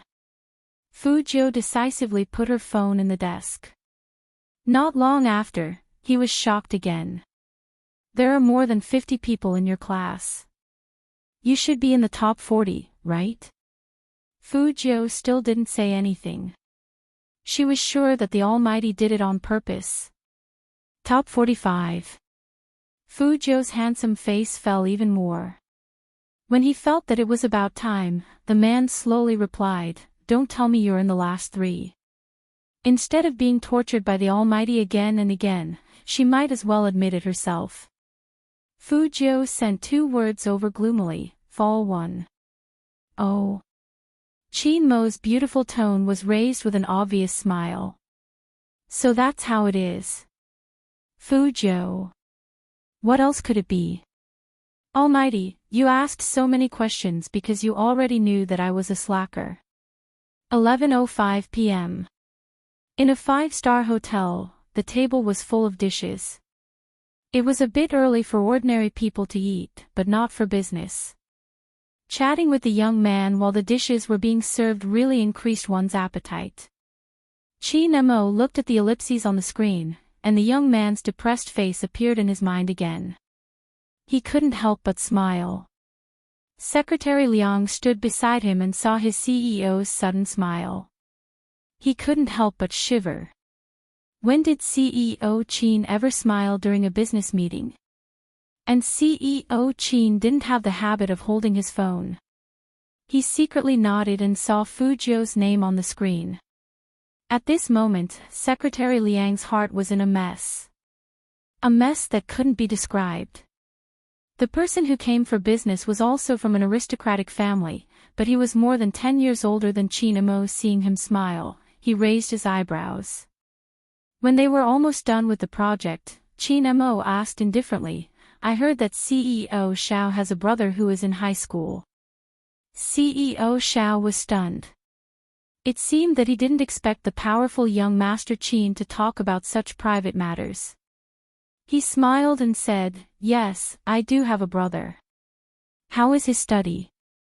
Chin Mo picked up the glass of red wine and took a sip. His handsome face didn't change at all, as if he was just having a casual chat. CEO Xiao smiled bitterly.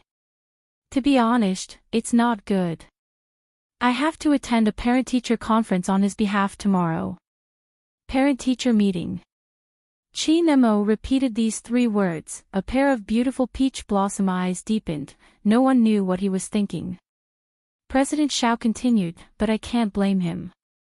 Even I can't understand the current high school textbooks.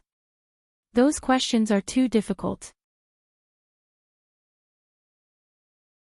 I'm planning to find a private tutor to tutor him.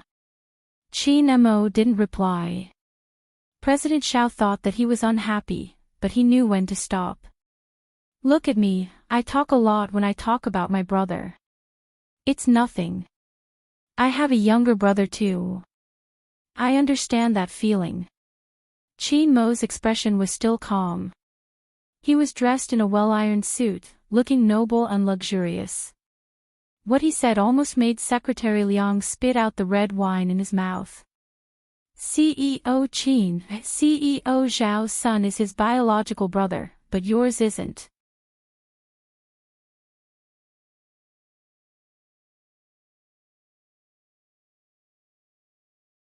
Chapter 105. After Fu Jiu sent the last ellipsis, she turned on her phone's hotspot and put up her English textbook. Everyone thought that she was reading a book, including the teacher in class. Only Shui Yaoyao, who was sitting next to her, knew that she wasn't reading a book, but a small notebook. She looked at the exquisite little book of the knife and axe divine skill and covered her mouth in shock. She was afraid that she would scream and expose Fu Jiu's secret to the teacher. Who would have thought that what was supposed to be an English textbook would turn out to be a computer? How did he do it? Shui Yaoyao looked at the young man's perfect side profile. She wasn't stupid. She knew that this kind of notebook couldn't be bought, and it didn't even have a logo on it. Anyone with basic computer science would know that this was a top-notch notebook. Why did he have a notebook like this? He was just an ordinary young man. He used to be an arrogant and despotic nouveau riche. Was all this just a disguise? Shui Yaoyao looked at that pair of slender hands moving beautifully on the keyboard. She also played games, so she knew that the more powerful a person was, the more silent his typing was. And, when the young man was typing, he didn't look down at all. He supported his chin with one hand and looked at the podium with his beautiful eyes, as if he wasn't typing, but listening to the class. How powerful must he be to be able to do this? Shui Yaoyao clenched her fists, and an indescribable excitement flowed through her blood. As a poor person, she knew that Director Zhang's incident wasn't something that could be exposed so easily. She knew how deep Director Zhang's connections were in the school. How did such a private message come about? Who could have triggered such a powerful network effect in just one night? There must be someone behind all of this. Perhaps Chief Zhang would hate this pusher.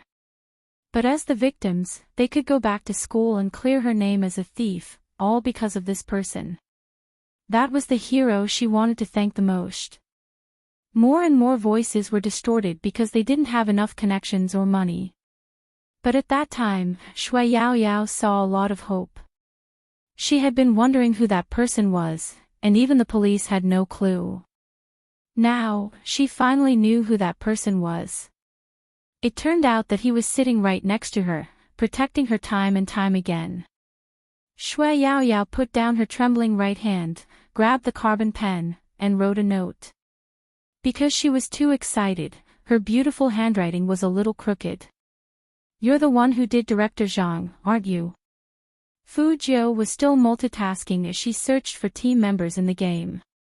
The English textbook shell in her hand was the result of her staying up all night last night. She had ordered the shell online, and it took a lot of effort to install and run it. A piece of paper suddenly appeared in front of her. The words on the paper were blurred by her tears, but they were even clearer. Fu Jiu paused and turned to look at Shui Yaoyao. Seeing this, Shui Yaoyao tore another piece of paper and quickly wrote, I don't have any other intentions and I won't tell anyone. I just want to. You're tuning into the LoveLore Library YouTube channel. We're so grateful for your support and don't forget to subscribe to join us on this incredible journey through captivating stories. Your generosity through donations truly makes a world of difference, as it's the primary source of revenue that allows me to expand and enhance this channel for you. Thank you from the bottom of my heart for being a part of this adventure.